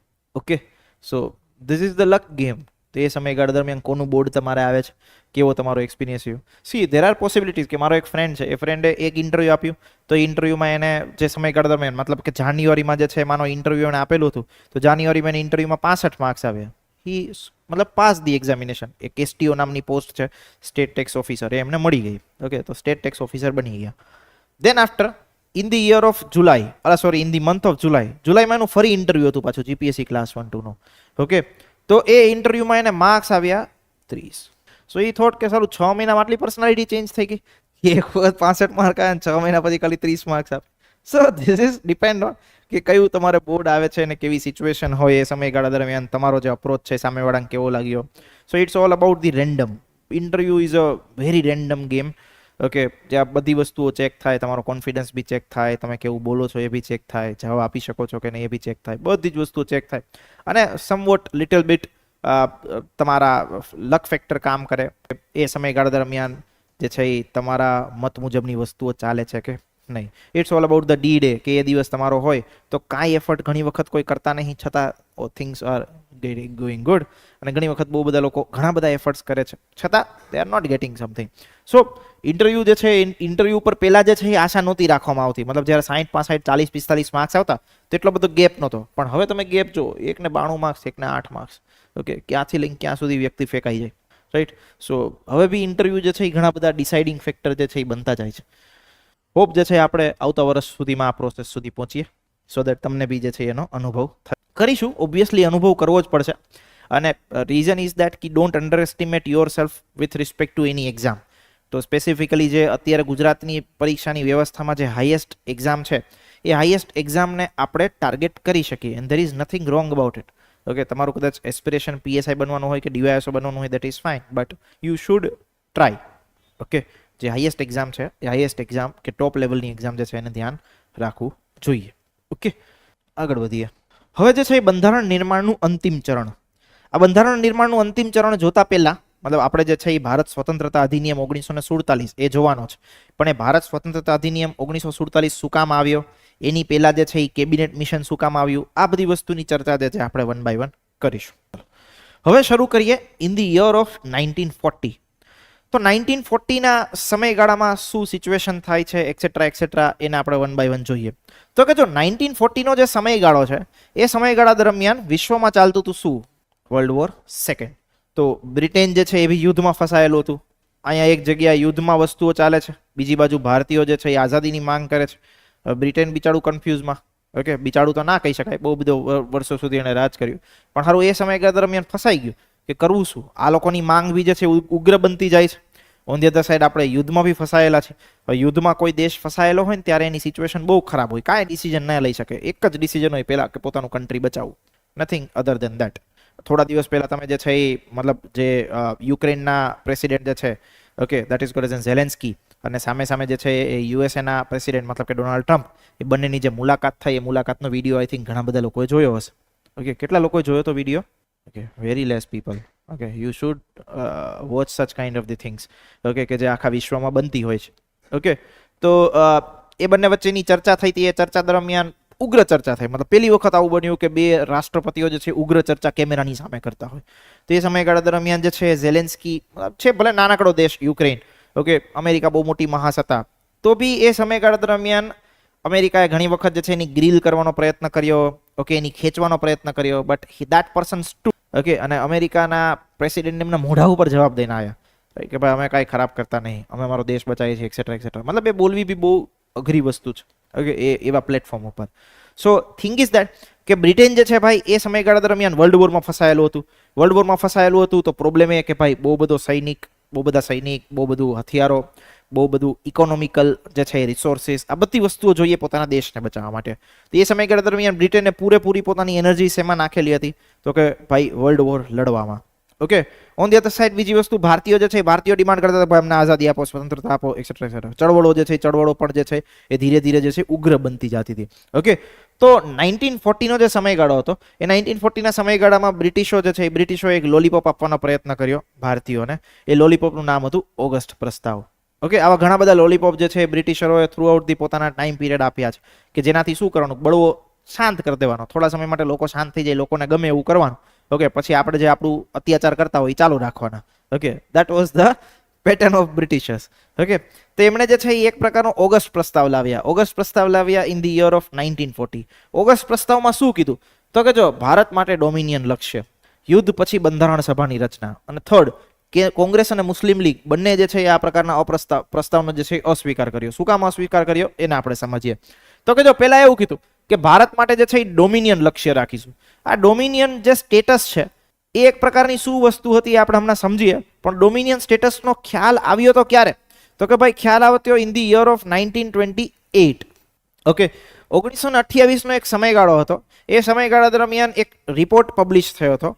ઓકે, રિપોર્ટનું નામ હતું નહેરુ રિપોર્ટ. ઓકે, જે જવાહરલાલ નહેરુ છે, એમના ફાધર છે મોતીલાલ નહેરુ, તેમના દ્વારા જે છે આખો રિપોર્ટ, મતલબ એ કમિટીની અધ્યક્ષતા કરવામાં આવેલી હતી અને એમણે જે એક રિપોર્ટ પબ્લિશ કર્યો એ રિપોર્ટને કહેવામાં આવતું હતું નહેરુ રિપોર્ટ. આ નહેરુ રિપોર્ટમાં એવું કહેવામાં આવ્યું કે ભાઈ તમે જે છે એ અમને ડોમિનિયન સ્ટેટસ આપી દો. ઓકે, ડોમિનિયન સ્ટેટસને સાવ દેશી ભાષામાં સમજો તો તમે એવું કહી શકો ભાઈ અડધી સ્વતંત્રતા, પૂર્ણ સ્વતંત્રતા નહીં પણ અડધી સ્વતંત્રતા. ઓકે, આમાંથી કોઈ જે છે એ મતલબ એક અજય દેવગનનું મૂવી છે ભગતસિંહ વાળું. Okay, the legends of Bhagat Singh, right, national award winning movie છે. આમાંથી કોઈ ના જોયું હોય તો you must watch in this Saturday Sunday. યુટ્યુબમાં બી અવેલેબલ છે. બહુ જૂનું મૂવી છે. ઓકે, બટ ખરેખર બહુ સારું મૂવી છે. એ સમયગાળા દરમિયાન જે ક્રાંતિકારીઓ હતા, મતલબ કે ભગતસિંહ, સુખદેવ, રાજગુરુ, આ બધા જે ક્રાંતિકારીઓ હતા, એ ક્રાંતિકારીઓ અને જ્યાં મોતીલાલ નહેરુ અને ગાંધીજી અને એમના વચ્ચે છે એક પ્રકારનું કોલ્ડ વોર ચાલતું. કોલ્ડ વોર કેવું તો કે ભાઈ એક આખો સેક્શન જે છે એ આપણી આઝાદીમાં એવો હતો કે જે શાંતિથી લડાઈ લડવા માનતો કે ભાઈ જઈને એમ કે ભાઈ આપી દો ને અમને આઝાદી. ઓકે, તમે જે કરો છો એ ખોટું છે, અમે તમને હાથ જોડીએ છીએ, આવું કંઈક આપો ને, આવું કંઈક આપો ને, ફલાણું ફલાણું ફલાણું, એવી રીતે જે છે એ આજીજી કરતા રહેતા. ઓન ધી અધર સાઈડ એક સેક્શન હતો જે યંગ લોકો હોય, ઓકે, ઉકળતું લોહી હોય, રાઈટ, તો એ લોકો એવું કહેતા કે ભાઈ આમને તો કાઢો અહીંથી પહેલા. આપણી ધરતી છે, આપણો દેશ છે, આ બધા અહીંયા રહેવા માટે બનાવેલા નથી, આ લોકોને કાંઈ હાથ બાત ના જોડવાના હોય, આમને તો લાફા મારીને કાઢવાના હોય. સો દે આર હેવિંગ સચ થોટ્સ. તેમની વચ્ચે હંમેશા કોલ્ડ વોર ચાલતો. તો એ સમયગાળા દરમિયાન નહેરુ રિપોર્ટે એવું કીધું કે ભાઈ આપણે જે છે એક ડોમિનિયન સ્ટેટસ અંગ્રેજો પાસેથી માગીએ. ડોમિનિયન સ્ટેટસનો મતલબ એવો થાય અડધી આઝાદી, કે ભાઈ દેશ અમે ચલાવીએ પણ હેડ કોણ હોય તો કે અંગ્રેજો હોય. ધેર વોઝ અ સચ થિંગ્સ કે ભાઈ દેશ ચલાવશે ભારતીયો, સરકાર બી ભારતીયોની હશે, પણ એની ઉપર બેસશે કોણ? રાણી અંગ્રેજોની. ઓકે, કે ભાઈ જે ત્યાંની ક્વીન છે કે ત્યાંની મહારાણી જે છે એ આપણી હેડ ગણાશે. એવું સ્ટેટસ કહેવાતું, એને કહેવાતું ડોમિનિયન સ્ટેટસ. ભગતસિંહે આ વસ્તુ સાંભળીને કીધી કે આવું થોડી હોય. ઓકે ભાઈ, આપણે પૂર્ણ સ્વરાજ જોઈએ છે, પૂર્ણ આઝાદી જોઈએ છે, આવા કઈ અડધી આઝાદી બાજાદી લેવાની ના હોય. ઓકે, ક્લિયર થાય છે. ઓકે, તો એ સમયગાળા દરમિયાન કોલ્ડ વોર ચાલતો હતો. હવે 1928માં એવું કીધું હતું આપણે કે ભાઈ અમને તમે ડોમિનિયન સ્ટેટસ આપો, અને એ બી એક રિપોર્ટમાં ખાલી માંગ કરી હતી, રાઈટ, કે ભાઈ આવું ડોમિનિયન સ્ટેટસ મળવું જોઈએ. અંગ્રેજોએ ત્યાં આને નકારી દીધું કે ભાઈ આવું કાંઈ ના મળે. હવે એ માંગ ઉપર એગ્રી થયા. જો ધીરે આખી સ્વતંત્રતા એક ઝાટકે નહીં આપી દીધી. ઓકે, કોઈ બી જગ્યાએ તમે તમારા ઘરે કાંઈ વસ્તુ માગો તો પહેલી વારમાં ના મળી જાય, રાઈટ, પહેલી વારમાં મળે તમારી આદત બગડે, એટલે તમને કોઈ દિવસ પહેલી વારમાં આપે નહીં, રાઈટ. તમે 2-3 વખત કહો કે આપો આપો આપો પછી તમને મળે. સો સિચ્યુએશન બી અહીંયા એવી જ બનેલી કે પહેલી વારમાં પૂર્ણ સ્વતંત્રતા નહીં આપી દીધી. માંગ આપણી પૂર્ણ સ્વતંત્રતાની હતી, પૂર્ણ સ્વરાજની હતી. 1930-31માં તો પછી કોંગ્રેસ બી એગ્રી થઈ ગઈ હતી કે ભાઈ હવે આપણે જે છે એ પૂર્ણ સ્વરાજ જ જોઈએ છે, કોઈ ડોમિનિયન સ્ટેટસ કેવું કંઈ જોતું નથી, રાઈટ. તો ભારત માટે ડોમિનિયન લક્ષ્ય એવું કીધું ઓગસ્ટ પ્રસ્તાવમાં ઇન ધી યર ઓફ 1940. હવે એમ કે છે કે ભાઈ અમે તમને જે છે ડોમિનિયન સ્ટેટસ આપી, અને એ બી એવું કીધું લક્ષ્ય રાખીશું, એવું નથી કીધું કે આપી જ દઈશું. પછી શું કીધું તો કે જે આ એકવાર વર્લ્ડ વોર પતી જાય એ યુદ્ધ પછી જે છે આપણે બંધારણ સભાની રચના કરશું. બંધારણ સભાની રચનાનો મતલબ એવો થાય કે ભાઈ ભારત માટે બંધારણ બનાવવાનું પોતાનું. અત્યાર સુધી ભારતનું બંધારણ હતું નહીં. અંગ્રેજો છે એ પોતાના કંઈક ને કંઈક કાયદાઓ બનાવતા રહેતા, એની મુજબ જે છે એ શાસન કરતા રહેતા, એક્સેટ્રા એક્સેટ્રા, આવી પ્રોસેસ ચાલતી. હવે એવું કીધું કે ભાઈ યુદ્ધ પછી જે છે એ બંધારણ સભાની રચના કરીશું. હવે આમાં પ્રશ્ન ઉદ્ભવ્યો. પ્રશ્ન શું ઉદ્ભવ્યો તો કે ભાઈ તમે એવું કીધું કે યુદ્ધ પછી બંધારણ સભાની રચના કરશું, પણ કેવી બંધારણ સભા? અંગ્રેજોએ બનાવેલી અંગ્રેજોની બંધારણ સભા કે ભાઈ ભારતીયોની બંધારણ સભા? ઓકે, બીકોઝ તમારે કોન્સ્ટિટ્યુશન બનાવવું છે ભારતનું, પણ જો એ કોન્સ્ટિટ્યુશનની બનાવવાની આખી જે પ્રોસેસ છે એમાં તમે ભારતીયોને સામેલ ન કરો તો કામનું શું છે? જેવી રીતે તમે અત્યાર સુધીના બધા એક્ટ બનાવ્યા કે જેમાં ભારતીયોને ક્યાંય સામેલ કરેલ હતા નહીં, એવી રીતના તો તમે બંધારણ સભા બનાવો તો એનો કોઈ મિનિંગ રહેતો નથી. ઓકે, તો એ કોન્ટેક્સમાં શું કીધું તો કે ભાઈ યુદ્ધ પછી બંધારણ સભા બનાવીશું. હવે કોંગ્રેસ અને મુસ્લિમ લીગ એ સમયગાળા દરમિયાન બહુ ઉગ્ર હતી અને ખાસ કરીને માંગ કેની સાથે જોડાયેલી હતી તો કે ભાઈ અલગ પાકિસ્તાનની માંગ સાથે. તો બે એક ગ્રુપ થઈ ગયા હતા, કોંગ્રેસ મુસ્લિમ લીગ બંનેએ શું કરી દીધું તો કે ભાઈ આ વસ્તુનો અસ્વીકાર કરી દીધો કે ભાઈ અમે જે છે એ ઓગસ્ટ પ્રસ્તાવને માનતા નથી. સમયગાળો ગયો, ધીરે ધીરે વીતતો ગયો. યર આવ્યું 1942. 1942માં ભારતમાં એક બહુ મોટી ઇવેન્ટ થાય છે, બહુ મોટી ચળવળ થાય છે. એ ચળવળને આપણે કયા નામથી ઓળખીએ છીએ તો કે quit India movement. Okay, quit India મુવમેન્ટના નામથી ઓળખીએ છીએ. ગાંધીજીએ ચળવળ શરૂ કરેલી હતી. તો એ સમયગાળા દરમિયાન અંગ્રેજોએ ભારતમાં શું મોકલ્યું તો કે ક્રિપ્સ મિશન મોકલ્યું.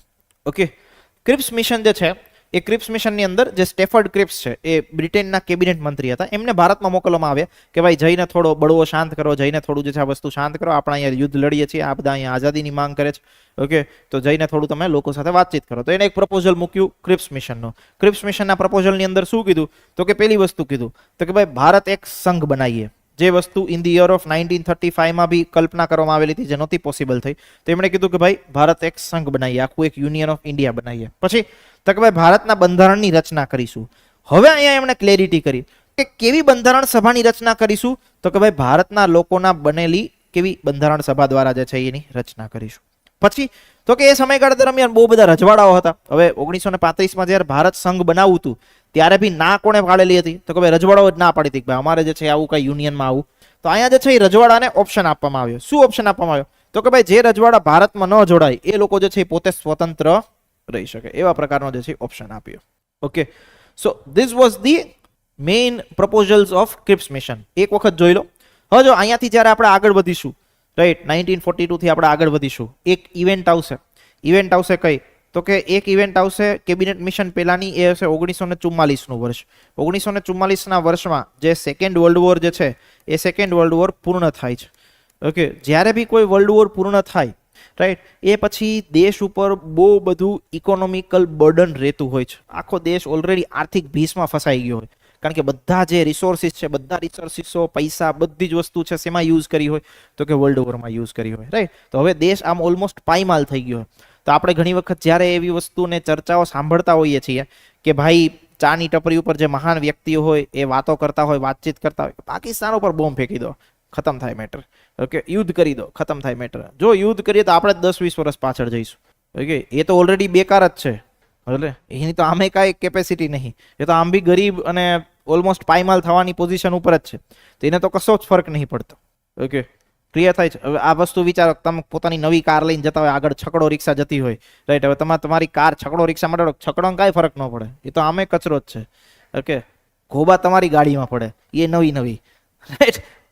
ક્લિયર થાય છે. તો આપણે જ્યારે ઘણી વખત એવી વસ્તુની વાતચીત કરતા હોય કે ભાઈ ગમે પાકિસ્તાન ઉપર બોમ્બ ફેંકી દો, પાકિસ્તાન યુદ્ધ કરી દો, so this is not an option. War is not an option. અને ઘણી વખત જે બહુ મોટા મોટા દેશ ઉપર નેગોશિએશન્સ બધા દેશો સાથે થતા હોય છે, ત્યાં કઈ વસ્તુનું મહત્વ હોય તો કે મહત્વ હોય કે વાતચીત કરીને કઈ રીતે સમાધાન થાય છે. એ સૌથી અઘરી વસ્તુ છે, રાઈટ. વોર કરવું ઇઝ ઇઝી ટાઈપ. બધા પાસે અત્યારે વેપન્સ છે, વેપન્સના માધ્યમથી જેની સાથે જે વોર કરવું એ કરો. ઓકે, અલ્ટિમેટલી વોરમાં શું થાય, માણસો જ મરે. અને ગાંધીજીનો જે સિદ્ધાંત છે કે ભાઈ એક આંખની બદલે બીજી આંખ તમે લો તો એ આખું વિશ્વને શું બનાવશે, આંધળું બનાવશે. ઓકે, ગાંધીજીનો આવો થોટ છે, રાઈટ. તો war is not a solution. તો એ સમયગાળા દરમિયાન હંમેશા સોલ્યુશન આજના સમયમાં કેવી હોય તો કે વાતચીતના માધ્યમથી વાટાઘાટો કરવી. ઓકે, વાતચીતના માધ્યમથી મેટર પતાવવી. Okay, so thing is that કે ભાઈ એ સમયગાળા દરમિયાન 1944નો જે સમયગાળો આવ્યો, વર્લ્ડ વોર સેકન્ડ પૂરું થયું, બ્રિટિશ ઓલમોસ્ટ આખું પાયમાલ થઈ ગયું હતું. અને એ સમયગાળા દરમિયાન આપણી જે માંગ છે એ માંગ બી ઉગ્ર બની હતી વિથ રિસ્પેક્ટ આઝાદી અને પૂર્ણ સ્વરાજ. ઓકે, 1942માં આપણે ક્વિટ ઇન્ડિયા મુવમેન્ટ બી કરી. ક્વિટ ઇન્ડિયા મુવમેન્ટની પછી જ્યારે ધીરે ધીરે આપણે આગળ વધીએ છીએ ત્યારે વર્લ્ડ વોર પૂરું થાય એના પછી બ્રિટિશો બી એગ્રી થઈ જાય છે કે હવે આપણે ભારત દેશને પાવર ટ્રાન્સફર કરી દઈએ. ઓકે, છેલ્લા દમ સુધી એને લડી લીધું પાવર કઈ રીતે રાખી શકીએ. ઓકે, પણ છેલ્લે એમ લાગ્યું કે ભાઈ હવે ઠીક છે, આપણે ઘણું બધું અહીંથી કમાઈ લીધું. ઓકે, ઘણો બધો પૈસો ભેગો કરી લીધો, આ દેશને બરબાદ કરી દીધો, હવે આઝાદી દઈ દીધો. ઓકે, તો એ પ્રકારની સિચ્યુએશન જે છે એ આગળની વસ્તુઓમાં થશે કે જ્યાં શું બનાવવામાં આવે છે તો કે ત્યાં બનાવવામાં આવે છે કેબિનેટ મિશન પ્લાન કે કેબિનેટ મિશન યોજના ઇન ધ યર ઓફ 1946. આ કેબિનેટ મિશન પ્લાનનો મેઇન ઉદ્દેશ્ય એવો હતો કે ભાઈ આપણે જે છે એ ભારતમાં જઈ અને આ વસ્તુ કરીએ, જેને કહેવામાં આવતું હતું પાવર ટ્રાન્સફર. કે આપણે ભારતમાં જઈ પાવર ટ્રાન્સફર મતલબ કે સત્તા હસ્તાંતરિત કરી દઈએ. ઓકે, સત્તા જે છે એને હસ્તાંતરિત કરી દઈએ. હસ્તાંતરિતનો મતલબ શું થાય તો કે બ્રિટિશરો પાસે જે સત્તા છે સત્તા આપી દેવી કોને તો કે ભારતીયોને. ક્લિયર, સમજાય છે. તો આ કેબિનેટ મિશન પ્લાનમાંથી ક્વેશ્ચન પૂછાયેલો હતો. કોણ જે છે એ કેબિનેટ મિશન પ્લાનના સભ્યો હતા તો કે ભાઈ આ 3 સભ્યો જે છે એ 3 સભ્યોનું બનેલું હતું કેબિનેટ મિશન. ઓકે, 3 સભ્યોના નામ જો, એક હતા પેથિક લોરેન્સ. ઓકે, પછી તો કે એક હતા સ્ટેફર્ડ ક્રિપ્સ અને એક હતા એવી એલેક્ઝાન્ડર. આ 3 જે છે એ સભ્યો હતા કેબિનેટ મિશનના. અને આમાંથી ક્વેશ્ચન 2 વખત પૂછાયેલો છે જીપીએસસીમાં. ઓકે ભાઈ, કોણ જે છે એ નીચેનામાંથી એ કેબિનેટ મિશનના સભ્યો ન હતા. 4 નામ આપ્યા હોય એમાંથી 3 સાચા હોય ને 1 ખોટું હોય. ઓકે, તો આ તમને ખબર હોવી જોઈએ. તો આ કેબિનેટ મિશન જે છે એ કેબિનેટ મિશનનું મેઇન કામ શું હતું? તો કે જો પેલું કામ કે આ બે જે ગ્રુપ બાજે છે એ બંને ગ્રુપ સાથે વાતચીત કરવી. બે ગ્રુપમાં એક હતું કોંગ્રેસ, એક હતી મુસ્લિમ લીગ. તો કે બંને સાથે વાતચીત કરીને વાટાઘાટો કરી ભાઈ શું કરવા માંગો છો, એ કહો. દઈ દેવું છે પાકિસ્તાન, નહીં દેવું, રાખવું છે? મુસ્લિમ લીગને એમ કે ભાઈ તમે શાંત થઈ જાઓ, કોંગ્રેસને એમ કે ભાઈ તમારે દેવું હોય તો નક્કી કરો, એક્સેટ્રા એક્સેટ્રા. આ બધી વસ્તુની શું કરવાનું? નેગોશિએશન, વાતચીત કરવાની. પછી બીજો મુદ્દો સત્તા હસ્તાંતરણનો, કે ભાઈ અમે પાવર ટ્રાન્સફર કરવા માટે માંગીએ છીએ, કોને કરીએ? ઓકે, તમે બનાવો, તમે નક્કી કરો કે ભાઈ ભારત આખું એક બનવાનું છે, પાકિસ્તાન નહીં છૂટું પડવાનું, તો તમને પાવર દઈ દઈએ. તમે એમ નક્કી કરો કે ભાઈ પાકિસ્તાન છૂટું કરવાનું, તો છૂટું કરો ને પછી એમ પાવર દઈએ. ઓકે, તો એ બધી વસ્તુની વાતચીત કરવા માટે જે છે એ કેબિનેટ મિશનને મોકલવામાં આવ્યો. પછી કેબિનેટ મિશને જે છે એ પ્લાન બનાવ્યો. કયા યરમાં? તો કે 16 મે 1946માં. ઓકે, હવે એક વસ્તુ યાદ રાખજો કે આપણી જે ભારતીય બંધારણ સભાની રચના છે, ભારતીય બંધારણ સભાની રચના, આ ભારતીય બંધારણ સભાની રચના કેબિનેટ મિશન પ્લાનના આધારે કરવામાં આવેલી હતી. આ ક્વેશ્ચન પૂછાય છે. ઓકે, તો એ તમને ખબર હોવી જોઈએ. પછી તો કે કેબિનેટ મિશન પ્લાને એક વસ્તુ કરતી હતી, ભાઈ જે સોવરેન પાકિસ્તાનની માંગણી કરે છે મુસ્લિમ લીગ, એ અમે સ્વીકારી શકશું નહીં. તો એમણે એવું કીધું કે ભાઈ સાર્વભૌમ પાકિસ્તાનની, સોવરેનને ગુજરાતીમાં કહેવામાં આવે સાર્વભૌમ, તો કે ભાઈ સાર્વભૌમ પાકિસ્તાનની માંગણી છે, આ પાકિસ્તાનની માંગણીનો અસ્વીકાર કરીએ છીએ. ઓકે, અને એના સ્થાને જે છે અલગ અલગ પ્રકારના ગ્રુપ બનાવીએ. ગ્રુપનો મતલબ શું થાય? તો કે ગ્રુપનો મતલબ એવો થાય કે માનો જે છે એણે બનાવ્યું ગ્રુપ એ, કેબિનેટ મિશન પ્લાને બનાવ્યું ગ્રુપ એ, તો કે ગ્રુપ એમાં શું હશે? તો કે ભાઈ મુસ્લિમ મેજોરિટી ધરાવતા બધા રાજ્યો હશે. પછી તો કે ગ્રુપ બી, તો કે એમાં તો કે હિન્દુ મેજોરિટી ધરાવતા બધા રાજ્યો હશે. આવી રીતે જે છે ગ્રુપ બનાવ્યા. ઓકે, એમણે એવી આખી અનગણિત આવું આખું મતલબ અનસન પ્લાન આપેલું હતું કે ભાઈ આવા અલગ અલગ પ્રકારના ગ્રુપ બનાવીએ, એ બી સી. દરેક ગ્રુપ જે છે એ પોતાનું જાતેનું બંધારણ બનાવે. ઓકે, ત્રણેય ગ્રુપ ભેગા મળીને આખું એક બંધારણ બનાવે. આવા પ્રકારની અતરંગી જોગવાઈઓ કરેલી હતી. ઓકે, જે એકય જોગવાઈ આપણે એક્સેપ્ટ કરેલી હતી નહીં. ઓકે, તો એમણે એવું કીધું કે ભાઈ જે છે આવા પ્રકારના ગ્રુપ બનાવીએ. પછી તો કે ભાઈ પ્રાંતોને પણ આપણે એક ઓપ્શન આપીએ કે ભાઈ તમારે જો અલગ રહેવું હોય તો તમે રહી શકો. ઓકે, તમારે એવું જરૂરી નથી કે ભાઈ ભારત સંઘમાં સામેલ થવું, તમારે પોતાની રીતે સ્વતંત્ર રહેવું હોય તો તમે રહી શકો. ઓકે, આવા પ્રકારની એમને જે છે છૂટછાટ આપવામાં આવી. દેન લાસ્ટ વસ્તુ તો કે બધા જ પક્ષોની સહાયતાથી એક કામ ચલાઉ સરકાર બનાવી. કામ ચલાઉ સરકાર શું કામ? કામ ચલાઉ મતલબ કે હજી જે છે આખું ઇલેક્શન થયું નથી દેશમાં, તો કે ભાઈ એટલીસ્ટ આપણે એકાદી સરકાર તો બનાવીએ અને એ સરકારને આપણે પાવર ટ્રાન્સફર કરી દઈએ. એટલે બ્રિટિશરો એમ કે ભાઈ અમે છૂટા, તમને એકવાર પાવર સોંપી દઈએ પછી અમે છૂટા. તો એ પાવર અમે કોને સોંપીએ? કોઈક સરકાર હોય તો સોંપીએ ને. તો એના માટે એવું કીધું કે ભાઈ આપણે એક કામ ચલાવ કે વચગાળાની સરકાર બનાવીએ અને એમાં બધા જ પક્ષો હોય. કોણ સભ્યો હોય? તો કે કોંગ્રેસના બી હોય અને મુસ્લિમ લીગના બી હોય. આવા પ્રકારની જે છે એક પ્રકારની કામ ચલાવ સરકાર બનાવીએ, એ એમનો જે છે ઉદ્દેશ્ય હતો. So this were about the points of cabinet mission plan. એક વખત જે છે એ કેબિનેટ મિશન પ્લાનના જે મતલબ જેટલી બી જોગવાઈઓ છે એ જ્યારે આપણે આગળ પૂરું કરીએ ત્યારે જોઈ લેજો. હવે તો કે શું કર્યું? તો કે ગ્રુપની બાબત ઉપર મતભેદ થયો. કોંગ્રેસ અને મુસ્લિમ લીગ તો ગ્રુપને સ્વીકારવા માટે તૈયાર હતી. રીઝન તો કે એમાં એમને મુસ્લિમ મેજોરિટી રાજ્યો મળતા હતા એક્સેટ્રા એક્સેટ્રા. પણ કોંગ્રેસે જે છે આ પ્રકારની વસ્તુ માની નહીં. ઓકે, કોંગ્રેસે બંધારણ સભા સિવાય કોઈ બી વસ્તુ જે છે એ માની હતી નહીં. વિથ રિસ્પેક્ટ ટુ શું થયું? કોઈ ઇસ્યુ? કોંગ્રેસ જે છે એને સ્પેસિફિકલી ગ્રુપ મતલબ જે બંધારણ સભા જે છે એ બંધારણ સભા સિવાય કોઈ બી વસ્તુ ઉપર એગ્રી થયા હતા નહીં. અને મેઇન જે બંધારણ સભા જે છે કેવા રીતની બંધારણ સભા બનાવવામાં આવશે, બંધારણ સભાનો મેઇન ઉદ્દેશ્ય શું હતો? તો કે ભારતના બંધારણનું નિર્માણ કરવું. ઓકે, અને કેવા બંધારણનું નિર્માણ કરવું? તો કે કેવી બંધારણીય સભા? તો કે જે ભારતીયોની બનેલી બંધારણીય સભા હોય તે. ઓકે, તો એ બંધારણ સભાની જે છે એ જોગવાઈ શું કરી? તો કે જો પેલી વસ્તુ કે પ્રાંત જે છે મતલબ કે જેટલા રાજ્યો જે છે એ પોતાના પ્રતિનિધિઓ જે છે એ મોકલશે શેમાં? તો કે બંધારણ સભામાં. ઓકે, કેવી રીતે મોકલશે? તો કે દર 10 લાખની વસ્તીએ જે છે એ એક પ્રતિનિધિ હશે. મતલબ કે ભાઈ માનો જે છે યુપી નામનો પ્રાંત હોય, એ યુપી નામના પ્રાંતમાં 1 કરોડની વસ્તી હોય માનો એ સમયગાળા દરમિયાન, તો એ કેટલા પ્રતિનિધિ મોકલશે? તો કે ભાઈ દર 10 લાખે એક પ્રતિનિધિ, ઇટ મીન્સ 10 પ્રતિનિધિ મોકલશે. આવી રીતની જે છે એ જોગવાઈ કરવામાં આવી. હવે જો આ બધી જ વસ્તુ જે છે એ કેવી છે? તો કે અપ્રત્યક્ષ. ઓકે, પ્રત્યક્ષ ચૂંટણી કોઈ રીતે થઈ નથી. પૂરેપૂરી ચૂંટણી કેવી થઈ હતી? અપ્રત્યક્ષ. ઓકે, કારણ કે એવું કહી દીધું કે ભાઈ પ્રાંતોમાંથી જે છે એ દર 10 લાખની વસ્તીએ એક પ્રતિનિધિ આપવાનો. Clear?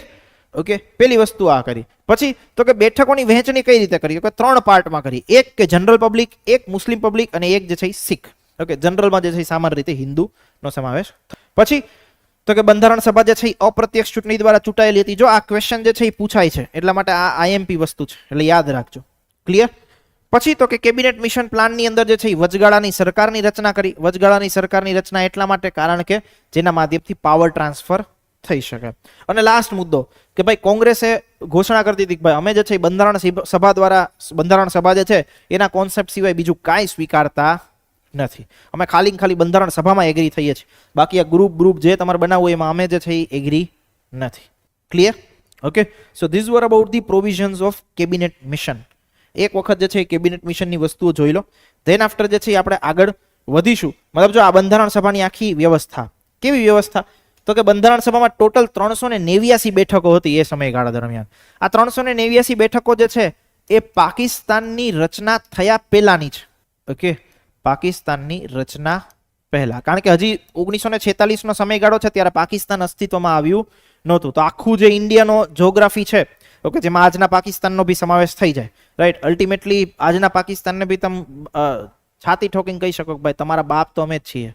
Okay, there is a thing, right. એ જગજાહેર વસ્તુ છે, એ લોકો બી માને છે. તો થિંગ ઇઝ ધેટ કે ભાઈ ટોટલ 389 બેઠકો. ઓકે, 389 બેઠકો, એમાં પાકિસ્તાનનો રિજિયન જે છે એનો બી સમાવેશ થઈ ગયો. તો હજી પાકિસ્તાન છૂટું પડ્યું હતું નહીં. તો એમાં ટોટલ આપણે 389 બેઠકોની રચના કરી. તો તમને એવો ક્વેશ્ચન પૂછે કે ભાઈ કેબિનેટ મિશનના આધારે બંધારણ સભામાં કેટલી બેઠકોની વ્યવસ્થા કરવામાં આવેલી હતી? Answer is 380. ઓકે, આ 389 માં કેવી રીતની વ્યવસ્થા હતી? તો કે જો પ્રાંતોની ધારાસભાની પ્રત્યક્ષ ચૂંટણી થાય, પછી પ્રાંતોની ધારાસભામાં જે લોકો ચૂંટાય એ ક્યાં મોકલે લોકોને? તો કે બંધારણ સભામાં મોકલે. કેવી રીતે? તો કે ભાઈ અપ્રત્યક્ષ રીતે, રાઈટ. આપણે આગળ વાતચીત કરી હતી કે ભાઈ રાજ્યસભામાં ઇલેક્શન કઈ રીતે થતું હતું. ભાઈ આપણે રાજ્યની વિધાનસભાના લોકોને ઇલેક્ટ કરીએ, એ લોકો જે છે પછી પોતે નક્કી કરે કે ભાઈ કોને આપણે રાજ્યસભામાં મોકલવા. તો એવી જ રીતની વ્યવસ્થા અહીંયા બી કરેલી કે ભાઈ પ્રાંતો જે છે એ પ્રાંતોની પ્રત્યક્ષ રીતે ચૂંટણી થાય. પ્રાંતોમાંથી લોકો જે છે એને મોકલવામાં આવે ક્યાં? બંધારણ સભામાં. ઓન ધી સાઈડ રજવાડાઓ જે છે, મતલબ એ સમયગાળા દરમિયાન દેશી રજવાડાઓ, રાઈટ, કે જે રાજા રજવાડાઓ હતા, એ રાજા રજવાડાઓ પોતાના પ્રતિનિધિને બંધારણ સભામાં શું મોકલશે? સીધા મોકલશે. એ રાજા નક્કી કે એ વ્યક્તિએ જવાનું હોય. ઓકે, આવી રીતની જે છે એ આખી બંધારણ સભા બનેલી હતી. ઓકે, એના પછી આપણે ભણવાનું થશે માઉન્ટ બેટન યોજના. બટ એ માઉન્ટ બેટન પહેલા અગેન કેબિનેટ મિશન પ્લાન એક વખત જે છે જોઈ લો. 30 સેકન્ડનો ટાઈમ કે 1 મિનિટનો ટાઈમ આપણે લઈએ, એ વસ્તુને એકવાર જસ્ટ ગો થ્રુ કરી લઈએ. દેન આફ્ટર જે છે એ લાસ્ટ એક એક્ટ આવશે આપણી સામે, અને એકનું નામ હશે મેં જે તમને કીધું એ માઉન્ટ બેટન યોજના. માઉન્ટ બેટન યોજના ઉપરથી એક એક્ટ બનશે જેને કહેવામાં આવશે સ્વતંત્રતા અધિનિયમ 1947. Okay, that will be the last one. આ વસ્તુને એકવાર જોઈ લો. ઓનલાઈન વિદ્યાર્થીઓ બી કોઈ પણ પ્રકારનો ડાઉટ હોય then please feel free to ask. એક વખત પૂછી લેજો. On this Sunday we will have current affair session. તો જે બી વિદ્યાર્થીઓ કદાચ નવા છે એમના માટે આ વસ્તુની જાણ. મોર્નિંગમાં 10 વાગે જે છે એ સેશન હશે કરંટ અફેરનો. સો ઇન દેટ મતલબ એ સમયગાળા દરમિયાન જે લાસ્ટ 6 મંથ્સનું કરંટ અફેર છે, જે ક્યાંક ને ક્યાંક આવનારી 20 તારીખની જે પરીક્ષા છે એમાં કામ લાગે, તો એ કોન્ટેક્સ્ટમાં આખું ડિસ્કશન ચાલતું હોય છે. Okay, so you should join that session. ભલે આ વર્ષે જે છે એ એક્ઝામ એક્સપિરિયન્સ માટે આપવાના હોય, છતાં જે કરંટ અફેર જે છે એ કરંટ અફેર્સને કોન્ટેક્સ્ટને ભણો. રીઝન ઇઝ કરંટ અફેર્સનો જ્યારે કોન્ટેક્સ્ટ આપણે ડિસ્કસ કરતા હોય તેની સાથે ઘણા બધા બેઝિક પ્રશ્નો જે છે એ બેઝિક પ્રશ્નોની પણ ચર્ચા થતી હોય, રાઈટ. જેમ કે કોઈ બી એક કોન્સેપ્ટ ચર્ચામાં હોય, એટલે એશિયન ડેવલપમેન્ટ બેંક, તો મેઇન મુદ્દો હોય ન્યૂઝના કોન્ટેક્સ્ટથી ભણવાનો હોય કે ભાઈ એશિયન ડેવલપમેન્ટ બેંકને શું વસ્તુ કરી, આ તે કયો રિપોર્ટ પ્રકાશિત કર્યો. બટ એટ ધ એન્ડ આપણે એ વસ્તુની પણ ડિસ્કશન કરતા હોય કે ભાઈ એશિયન ડેવલપમેન્ટ બેંક ખરેખરમાં છે શું, કે જેમાંથી પણ પ્રશ્નો ઘણી વખત પૂછાતા હોય છે. કારણ કે તમારા પરીક્ષાના સિલેબસમાં એક મુદ્દો છે આંતરરાષ્ટ્રીય સંસ્થાઓ. આંતરરાષ્ટ્રીય સંસ્થાઓમાં આ બધી સંસ્થાઓ આવે. ઓકે, સો દર રવિવારે જે છે આપણે ડિસ્કસ કરતા હોઈએ છીએ. So you should join that. આગળ વધીએ. ચલો હવે તો કે આવે છે માઉન્ટ બેટન યોજના. તો કે જો કેબિનેટ મિશન પ્લાન બનાવ્યું, કેબિનેટ મિશન પ્લાન ઇન્ડિયામાં આવ્યું, બંધારણ સભાની રચના કરી, પણ હજી એક મુદ્દો જે છે એ તો ઊભો ને ઊભો હતો. કયો મુદ્દો ઊભો હતો?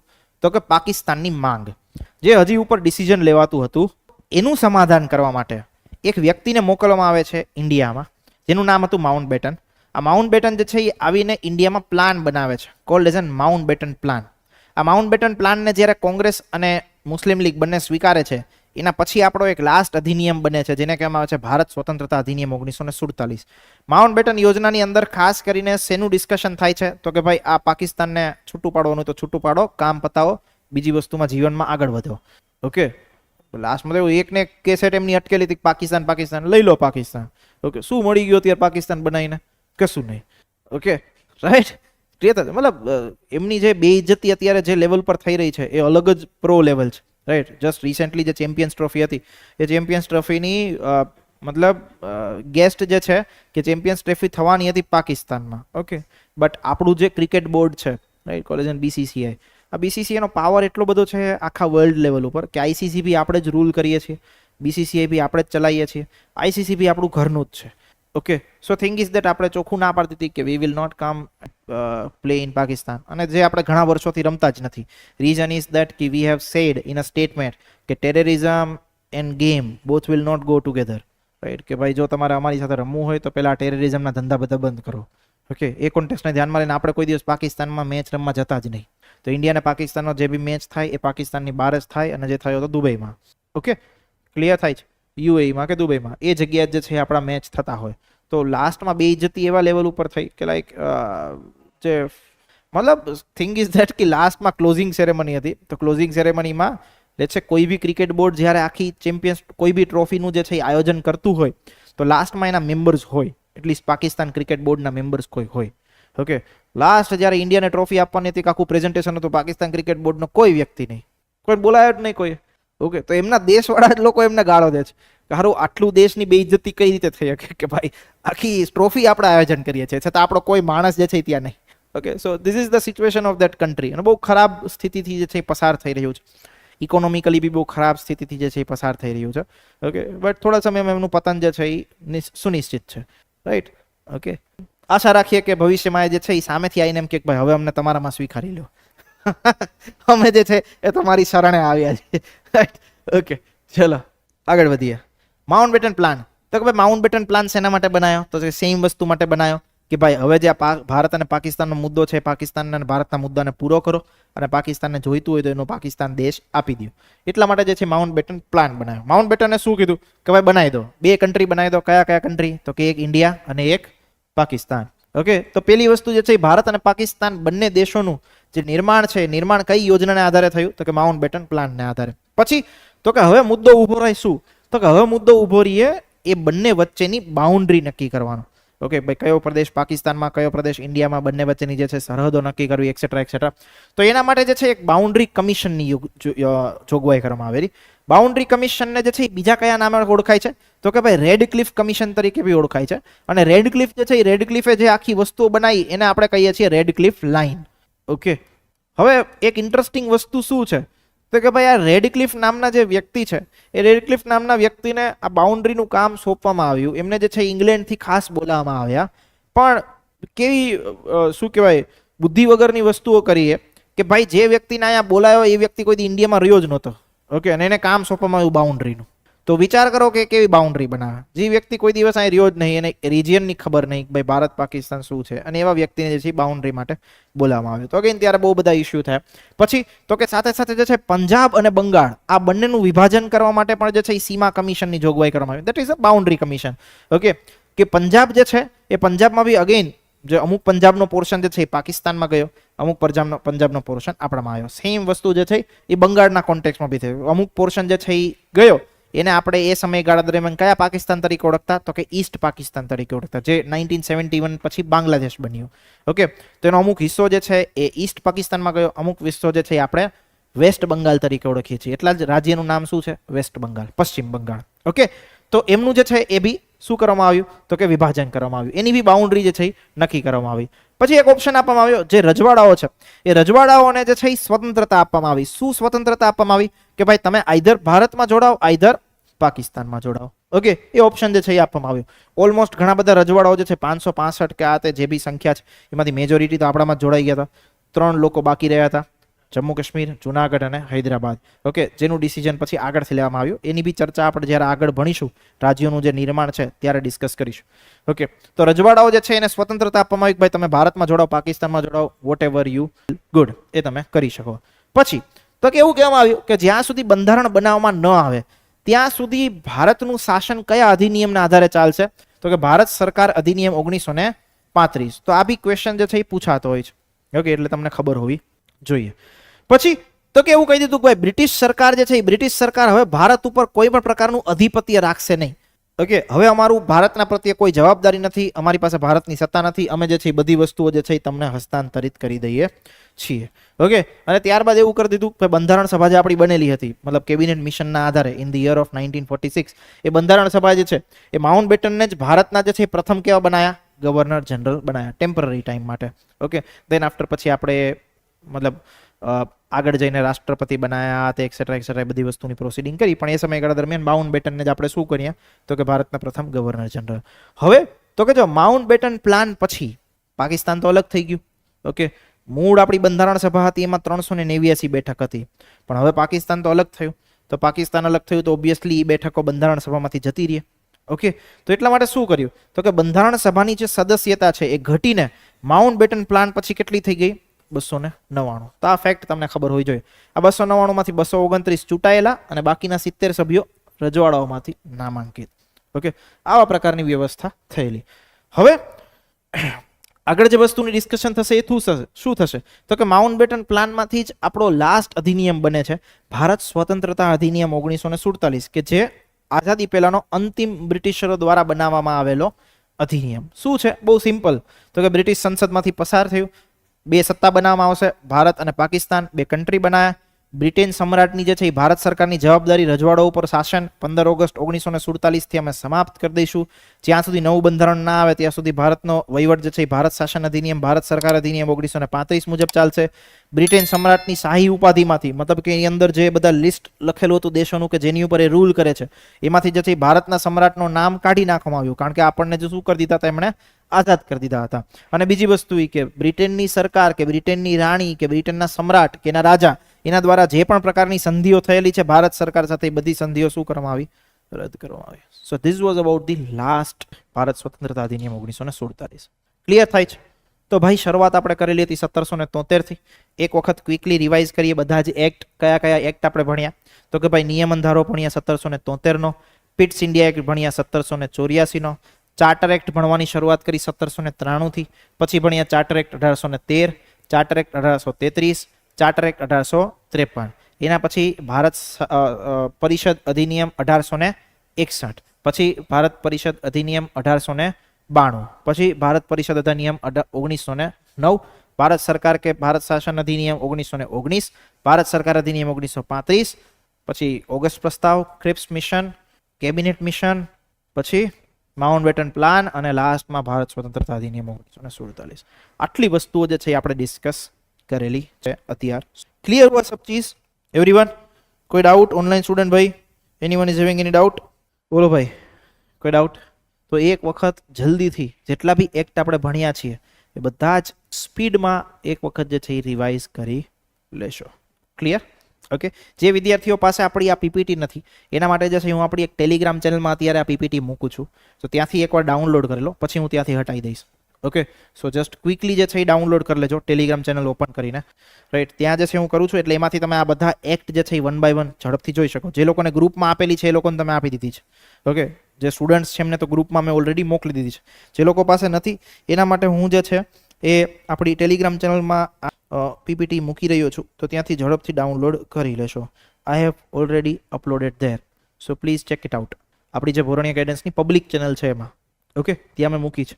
તો એક વખત ઓનલાઈન વિદ્યાર્થીઓ બી ડાઉનલોડ કરી લો કે જે લોકોને હજી એક્સેસ મળ્યા નથી. મળી ગઈ? જોઈ? જે લોકો પાસે નથી એમનું જ કહું છું, એકવાર ડાઉનલોડ કરી લો, then after I will delete from there.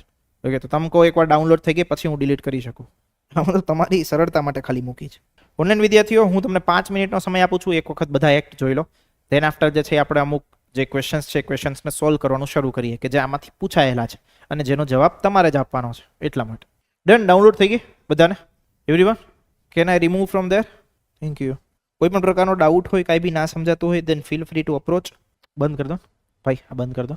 એક વખત ક્વિકલી જે છે એ બધા એક્ટમાં જેટલી જોગવાઈઓ છે એ જોગવાઈઓ 1 બાય 1 જોઈ લેજો, સો દેટ તમને જે છે વસ્તુઓ વિઝ્યુઅલાઇઝ થાય.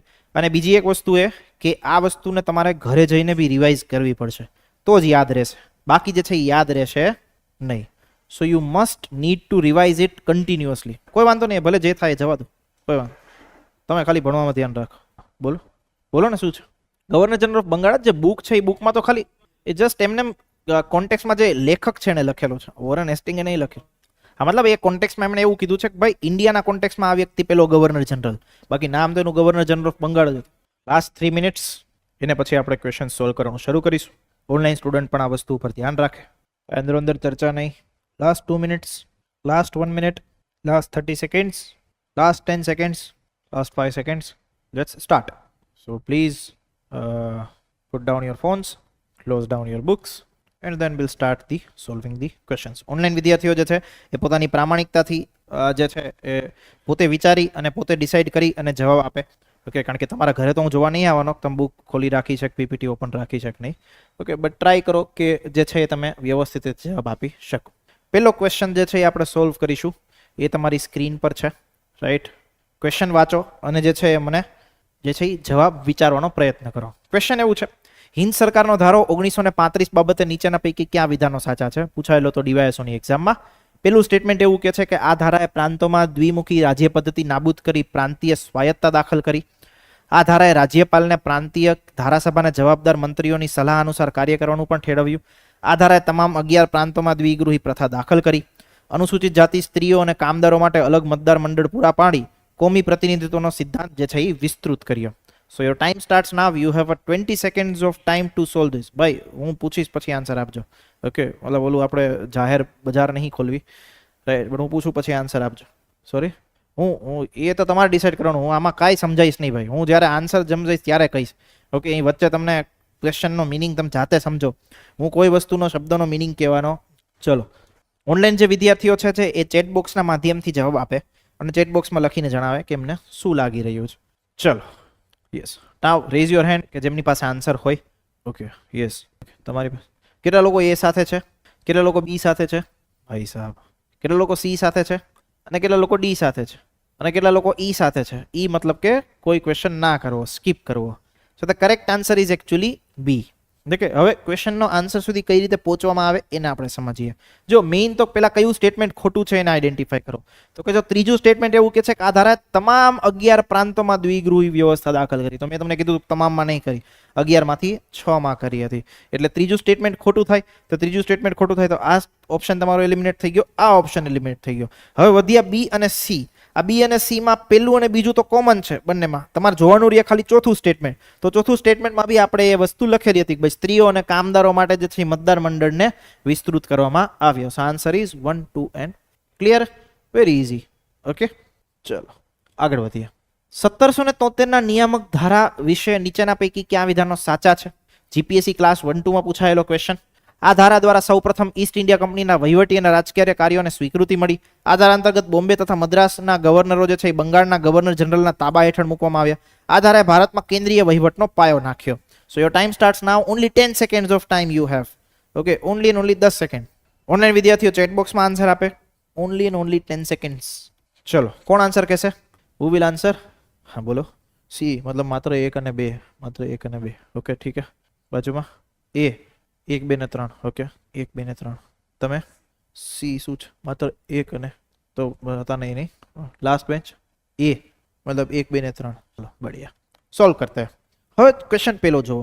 આ ધારા દ્વારા ઈસ્ટ ઇન્ડિયા કંપનીના વહીવટી અને રાજકીય કાર્યોને સ્વીકૃતિ મળી. Is it correct one? કંપનીના વહીવટી અને રાજકીય કાર્યોને કયા એક્ટ દ્વારા અલગ અલગ કરવામાં આવેલા હતા? Pitt's India act 1784. So first statement itself is a wrong one. Okay, હવે હું ફર્સ્ટ સ્ટેટમેન્ટને જો એલિમિનેટ કરું, ધીસ આન્સર ઇઝ બી. કોઈ આગળના સ્ટેટમેન્ટ જોવાની જરૂરિયાત છે જ નહીં. Okay, I don't care about it કે what second and third statement is seeing. મને ખાલી એટલી ખબર છે કે ભાઈ કંપનીના રાજકીય અને વહીવટીય કાર્યો છે એને પિટ્સ ઇન્ડિયા એક્ટ 1784 દ્વારા સ્વીકૃતિ મળી હતી. અલગ અલગ એમાં કરવામાં આવ્યા હતા. બોર્ડ ઓફ કંટ્રોલની સ્થાપના કરવામાં આવેલી હતી. તો આ સ્ટેટમેન્ટ જે છે એ ખોટું થાય. પેલું સ્ટેટમેન્ટ તમે એલિમિનેટ કરો, you will get the answer. વટ ઇઝ ઓકે. તો થોડું સ્ટેટમેન્ટ્સમાં ધ્યાન રાખો અને ઇટ ઇઝ બટ નેચરલ કે આમાં વસ્તુઓ મિક્સઅપ થશે, પણ એ ધીરે ધીરે જ આગળ વધે. નીચેના પૈકી કયા વિધાનો સત્ય છે? પેલું સ્ટેટમેન્ટ એવું કહે છે ભારત સરકાર અધિનિયમ 1919 અંતર્ગત ભારતનું વિધાનમંડળ વધુ પ્રતિનિધિત્વ વાળું અને સૌ પ્રથમ દ્વિગૃહી બનાવવામાં આવ્યું. સેકન્ડ સ્ટેટમેન્ટ એવું કહે છે કે ભારત સરકાર અધિનિયમ 1935 એ પ્રાંતો તથા ભારતીય રાજ્યોને એક ગણીને એક સંઘનું સૂચન કરેલ. Your time starts now. 10 seconds of time you have. Solve this question and give me the answer. Online student જે છે chat box માં આપે answer અને 10 સેકન્ડમાં જલ્દીથી અહીંના વિદ્યાર્થીઓ વિચારે. ચલો. Only 5 seconds left. 3 seconds left. And your time up. Yes. Who will answer this? Please raise your hand. Only one student? B. Okay. પછી C. Okay. C. D. માત્ર 3 અને 4. એવો તો ઓપ્શન જ નહીં ભાઈ. મતલબ sorry, this option is that this one. Typing error. So the correct answer is actually C. Okay. Both the statements are correct. Reason? જો અહીંયા પહેલી વખત દ્વિગૃહી શાસન વ્યવસ્થા બનાવવામાં આવી એ આપણે જોયેલું હતું. Okay. Second thing is that આમાં એક સંઘ બનાવવાની જે છે કલ્પના કરવામાં આવેલી હતી. જો અહીંયા એવું નથી લખેલું કે સંઘ બનેલું હતું. ઓકે. સૂચન કરેલ છે તો એ તો સૂચન તો કરવામાં જ આવ્યું હતું ને ભાઈ. કીધું તો ખરી કે આવું બનાવીએ. કલ્પના તો કરવામાં આવેલી હતી ને, ભલે બન્યું નહીં, that is a different thing. So in that context both the statements are, so the correct answer is C. Clear? समझ में आया? दिमाग में बैठा? C. ए द्विमुखी शासन पद्धति अलग છે, અહીંયા દ્વિગૃહી વ્યવસ્થા. ભાઈ દ્વિગૃહી છે, દ્વિમુખી નથી. દ્વિમુખી ઇઝ અ ડિફરન્ટ થિંગ. એ સમયગાળા દરમિયાનની જે દ્વિમુખી શાસન પદ્ધતિ છે એને આપણે ડિસ્કસ કરેલી હતી. એક દીવાની કાર્યો નહીં, એ દીવાની કાર્યો અને નિઝામત કાર્યો. That was a diarchy at that time. આ ડાયરકી અહીંયા જે વ્યવસ્થા કરવામાં આવી એ ડાયરકી અલગ હતી. અહીંયા જે ડાયરકી વ્યવસ્થા કરવામાં આવી 1919માં એ પ્રાંતીય વિષયોને બે ભાગમાં વહેંચવામાં આવ્યા, હસ્તાંતરિત અને આરક્ષિત. ભાઈ અહીંયા દ્વિમુખી શાસન પદ્ધતિની વાત જ નથી. અહીંયા દ્વિગૃહી વ્યવસ્થા मतलब કે એક વિધાનસભા અને એક કાઉન્સિલ ઓફ સ્ટેટ એની વાત છે. ક્લિયર हुआ? समझ में आया? दिमाग में बैठा? आगे बढ़ते. ભારત સરકાર અધિનિયમ 1919 વિશે નીચેના પૈકી કયા વિધાનો સાચા છે? આ અધિનિયમ 1919માં ઘડવામાં આવ્યો, 1921માં અસ્તિત્વમાં આવ્યો. તેના દ્વારા કેન્દ્ર અને પ્રાંતની બાબત અલગ થવાથી પ્રાંતો ઉપર કેન્દ્રનું નિયંત્રણ હળવું થયું. તેમ છતાં આ અધિનિયમે પ્રાંતીય સૂચિ વિશે કાયદા બનાવવા માટે કેન્દ્રીય ધારાસભાને હજી પણ અધિકૃત કરી હતી. આ અધિનિયમે પ્રાંતીય યાદી વિશે કાયદા બનાવવા માટે પ્રાંતીય ધારાસભાને અધિકૃત કરી ન હતી. Your time starts now. You have just about 20 seconds of time to solve this. ચલો જલ્દીથી, ફાસ્ટ. ઓનલાઈન વિદ્યાર્થીઓ ચેટ બોક્સમાં આન્સર આપે. ચલો, what will be the answer? Please rays your hand. કોણ આન્સર આપશે? યસ. ઓકે. બીજું કોણ આન્સર આપશે? C 1 અને 2. ઠીક है. I don't know the answer. એ તો પછી જઈશું, હું તો તમારી પાસે પૂછું છું. બોલો ઓનલાઈન વિદ્યાર્થીઓ, ઓનલાઈનમાંથી 2 સ્ટુડન્ટનો જવાબ આવ્યો C. બીજું કોઈ ભાઈ કે A સાથે કેટલા લોકો હાથ ઊંચો કરો? B સાથે કેટલા લોકો હાથ ઊંચો કરો? C સાથે કેટલા લોકો હાથ ઊંચો કરો? D સાથે કેટલા લોકો હાથ ઊંચો કરો? ભાઈ એક જ સ્ટેટમેન્ટ ખાલી આઈડેન્ટિફાય કરો ને તો આખો ક્વેશ્ચન પતી જાય એવો છે. ખાલી તમે જે છે એ ચોથું સ્ટેટમેન્ટ વાંચો. જો પ્રાંતીય વિષય તમે બનાવતા હોય અને જો પ્રાંતોને તમે છૂટ જ ના આપો કાયદાઓ બનાવવાની તો એનો મતલબ શું છે? ઓકે. તો આ સ્ટેટમેન્ટ એવું કે છે કે આ અધિનિયમે પ્રાંતીય યાદી વિશે કાયદા ઘડવા માટે પ્રાંતીય ધારાસભાને અધિકૃત કરી નથી. તો ભાઈ શું કામ બનાયા? ઓકે. તો in that context statement 4 is wrong. Statement 4 જે છે એને એલિમિનેટ કરો. This is eliminated, this is eliminated, this is eliminated. Answer is C. ખતમ matter.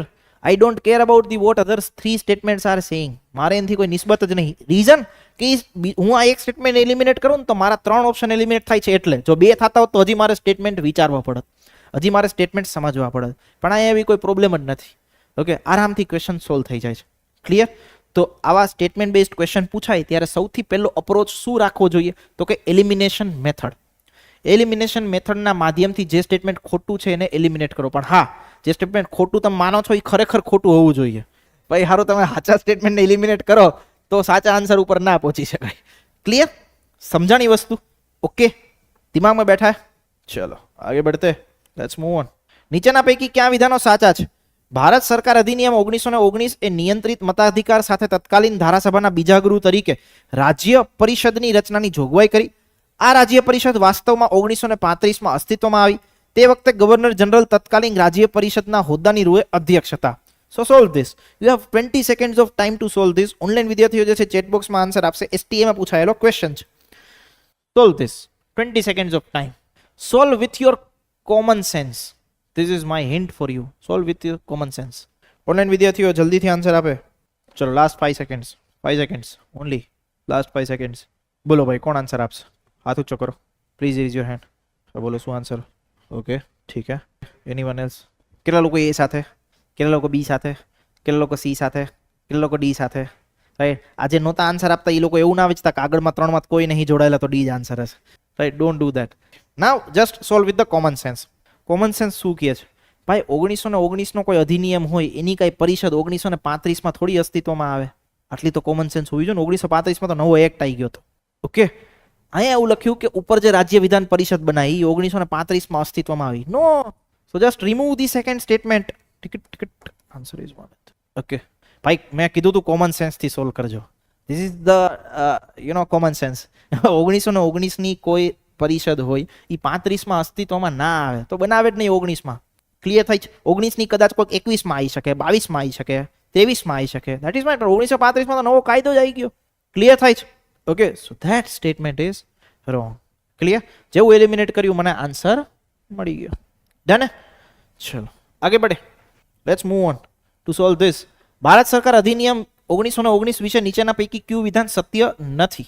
Some of the controversial question is there, but solve કરીએ. So your time starts now. You have 30 seconds of time to solve this. Special guest है अपने session की. चलो solve this. Online विद्यार्थियों chat box में answer આપે. चलो कौन कैसे answer? Who will tell the answer? वो हाथ चकरो भाई. Who will tell the answer? हाँ, B 2 and 4. फिर C 1 and 2. Okay. फिर જો સિમ્પલી આ કોન્ટ્રોવર્શિયલ ક્વેશ્ચન છે. કોન્ટ્રોવર્શિયલ ક્વેશ્ચન શું કામ છે એના માટે હું તમને કહું. મતલબ આન્સર સોલ્વ કરીએ તો આન્સર તો આરામથી આવી જાય એઝ પર ધ જીપીએસસી કી. શું છે તો કે ભાઈ જો તેનાથી પ્રાંતો પર કેન્દ્રીય નિયંત્રણ હરવું થયું. તો આ તો સ્ટેટમેન્ટ સાચું છે. ઓબ્વિયસલી પ્રાંતોને થોડી સ્વાયત્તા આપી હતી, પ્રાંતીય યાદી બનાવી, એક્સેટ્રા બધું કર્યું. તો આ સ્ટેટમેન્ટ સાચું છે. સાચું મતલબ કે અહીંયા આપણને પૂછ્યું છે કયું સ્ટેટમેન્ટ સત્ય નથી, મતલબ કે ખોટું સ્ટેટમેન્ટ પૂછ્યું. Okay, wrong statement. Right?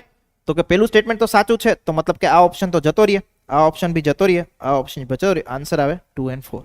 Okay, હવે 2 and 4 જો કારોબારી પરિષદમાં પ્રથમ વખત ભારતીયોનું સંગઠન પૂરું પાડવામાં આવ્યું. આ સ્ટેટમેન્ટ તો ખોટું જ છે. રીઝન કે ભાઈ 1909 ના કાયદામાં આવ્યું હતું સત્યેન્દ્ર પ્રસાદ સિન્હા. ઓકે, તો આ સ્ટેટમેન્ટ ખોટું છે એટલે દેટ ઇઝ રાઈટ. ચોથું સ્ટેટમેન્ટ શું કે છે? સત્તાને સમવાયિત સૂચિ, પ્રાંતીય સૂચિ અને સમવર્તી સૂચિમાં વહેંચવામાં આવી. આ બી ખોટું છે. રીઝન કે ભાઈ કેન્દ્રીય યાદી અને પ્રાંતીય વિષયમાં વહેંચવામાં આવ્યા હતા. સમવર્તી યાદી તો 1935 માં આવી. હા, સમવર્તી 35 માં આવી હતી. ત્રીજી યાદી ઓલામાં તો કેન્દ્રીય અને પ્રાંતીયમાં જ વહેંચ્યા હતા. તો આ સ્ટેટમેન્ટ બી ખોટું છે. તો આ હિસાબથી આપણે આન્સર સુધી પહોંચી ગયા. પણ જે આ ત્રીજું સ્ટેટમેન્ટ છે, દેશમાં સૌ પ્રથમ વખત દ્વિગૃહવાદ અને પ્રત્યક્ષ ચૂંટણી દાખલ કરવામાં આવી. દ્વિગૃહવાદ વાળી વાત સાચી. ઓકે, પણ પ્રત્યક્ષ ચૂંટણી જે છે એ 1909 માં દાખલ કરવામાં આવેલી હતી. ઓકે, ઘણી બુકમાં જે છે કે ઇન્ટરનેટના સોર્સમાં તમે જોશો તો 1919 આન્સર હશે. એ કોન્ટેક્સ્ટમાં જીપીએસસી આન્સર સેકન્ડ અને ફોર્થ આપ્યો છે. તો આપણે જીપીએસસી ને એઝ પર ધ કી માન્ય રાખવું. ઓકે, આ ક્વેશ્ચન પૂરતું. રાઈટ? અને એમને આ વસ્તુને સાચી માની છે. સૌ પ્રથમ વખત દ્વિગૃહવાદ, that is correct one. Okay, એટલે જે છે સેકન્ડ અને ફોર્થ આન્સર આવે છે કે જે ખોટા સ્ટેટમેન્ટ છે. ક્લિયર થયું? મગજમાં બેઠું? ઓકે, તો આવું ઘણી વખત થતું હોય છે એક્ઝામમાં, પણ ચિંતા ના કરવી. આવા ઘણી વખત કોન્ટ્રોવર્શિયલ ક્વેશ્ચન હોય, ફાઇનલ આન્સર કે આવે ત્યારે એમાં કેન્સલ થઈ જતા હોય, એટલે આપણે એની ચિંતા કરવાની જરૂર નહીં. ક્લાસ 1 2 પૂછાયેલો another question. Government of India act 1858 ની જોગવાઈ બાબતે નીચેના પૈકી શું વસ્તુ સાચી છે? એ, બોર્ડ ઓફ કંટ્રોલ અને કોડ ઓફ ડિરેક્ટરની નાબૂદી દ્વારા બેવડી સરકારનો અંત થયો, પ્રથાનો અંત થયો. બંગાળ માટે નવીન વિધાન પરિષદની રચના કરવામાં આવી. વિકલ્પ એ અને બી બંને, અને ઉપરોક્ત પૈકી એક પણ નહીં. કઈ વસ્તુ ખરી છે? ચલો ઓનલી 10 સેકન્ડ્સ, જલ્દીથી સોલ્વ કરો. ઓનલાઈન સ્ટુડન્ટ્સ જલ્દીથી સોલ્વ કરે. ચલો કોણ કહેશે answer? Please rays your hand. A okay, પછી બીજું કોઈ? કેટલા લોકો એ સાથે છે? કેટલા લોકો બી સાથે છે? કેટલા સી સાથે? કેટલા ડી સાથે? So the correct answer is simple. ભાઈ બોર્ડ ઓફ કંટ્રોલ અને કોર્ટ ઓફ ડિરેક્ટરની નાબૂદી કરી દીધી. રાજ્ય સરકાર મતલબ રાજ્યના સચિવનું નવું પદ અસ્તિત્વમાં આવ્યું, એક્સેટ્રા. આ બધી જોગવાઈ. બંગાળ માટે નવીન વિધાન પરિષદ એવી કોઈ જોગવાઈ હતી નહીં. ઓકે, અને બાકીના સ્ટેટ બંને સ્ટેટ ઓપ્શન તો ઇરરિલેવન્ટ છે. આન્સર ઇઝ એ. ચલો એના પછીનો ફાસ્ટ એક ક્વેશ્ચન સોલ્વ કરો. અંગ્રેજી શાસનકાળ દરમિયાન ઘણા કાયદાઓ ઘડવામાં આવ્યા. નીચેના પૈકી કયા કાયદાનો હેતુ સંસદીય વહીવટીતંત્રની શરૂઆત કરવાનો હતો? ઓકે, બહુ જ easy question. Right? Only 5 seconds you need to solve this. ચલો જલ્દીથી, 5 second only. Who will tell the answer? Please raise your hand. Who will tell? હા, D, the Indian Council at 1861. Okay, પછી મને ખબર નહીં સાચો આન્સર, પછી કહીશું. ઓકે, બોલો કેટલા લોકો એ સાથે? કેટલા લોકો બી સાથે? કેટલા લોકો સી સાથે? કેટલા લોકો ડી સાથે? ભાઈ કરેક્ટ આન્સર ઇઝ સી. ભાઈ ચાર્ટર એક્ટ 1853 યાદ રાખો, આધુનિક સંસદીય વ્યવસ્થાની પદ્ધતિ દાખલ કરવામાં આવી. યાદ છે? મેં તમને કીધું હતું કે ગવર્નર જનરલ જે છે એના ધારાસભાના કાર્યો અલગ કરવામાં આવ્યા, વહીવટી કાર્યો અલગ કરવામાં આવ્યા. ઇટ મીન્સ કે આધુનિક સંસદીય વ્યવસ્થા પદ્ધતિ દાખલ કરવાનો પ્રયત્ન કરવામાં આવ્યો. That is the answer. Question એવો છે ઘણા કાયદાઓ ઘડવામાં આવ્યા. નીચેના પૈકી કયા કાયદાનો હેતુ સંસદીય વહીવટી તંત્રની શરૂઆત કરવાનો હતો? Okay, so in that context answer is charter act 1850. Clear? चलो याद रखो भाई, याद रखो. आगे बढ़ते हैं. देखो ये दोनों क्वेश्चन देखो, almost both questions are same. મૂકવા પાછળનું કારણ એક છે કે ભાઈ પ્રીવિયસ યરમાં જો કોઈ ક્વેશ્ચન પૂછાયેલા હોય તો એ પાછા પૂછાવાની શક્યતા બીજી એક્ઝામમાં હોય છે. જીપીએસસી પાસે પણ એટલી બધી એક્ઝામમાં ક્વેશ્ચન્સ કાઢવાની રેન્જ હોતી નથી, તો ઘણી વખત રિપીટ કરી દે. તો એટલા માટે પીવાયક્યુ સોલ્વ કરીએ તો આપણને ફાયદો થાય. ક્વેશ્ચન જો શું છે, બંને ક્વેશ્ચન સેમ જ છે, એકાદ સોલ્વ કરીએ. નીચેના પૈકી કયા અધિનિયમે કેન્દ્ર અને ઘટકો વચ્ચે સત્તાઓને સંઘ સૂચિ, પ્રાંતીય સૂચિ, સંવર્તી સૂચિમાં વિભાજિત કર્યા? બોલો જલ્દીથી આન્સર. 1935, જે હમણાં આપણે discuss. So this is about the PYQs. અને અહીંયા જે છે એ તમારો પહેલો ટોપિક પૂરો થાય છે. પહેલો ટોપિક મતલબ કે ભારતીય બંધારણનો ઇતિહાસ. હવે જ્યારે આપણે આગળ કાલે લેક્ચરમાં મળીશું ત્યારે આગળ શું ડિસ્કશન થશે, તો કે આગળ હવે નવું ચેપ્ટર શરૂ કરીશું. ક્લિયર? ડન? સમજમાં આયા? દિમાગમાં આયા? બેઠા? ઓકે, ચલો તો ફરી પાછા જે છે કાલે મળીશું. Steel that have a good time to all of you and bye bye.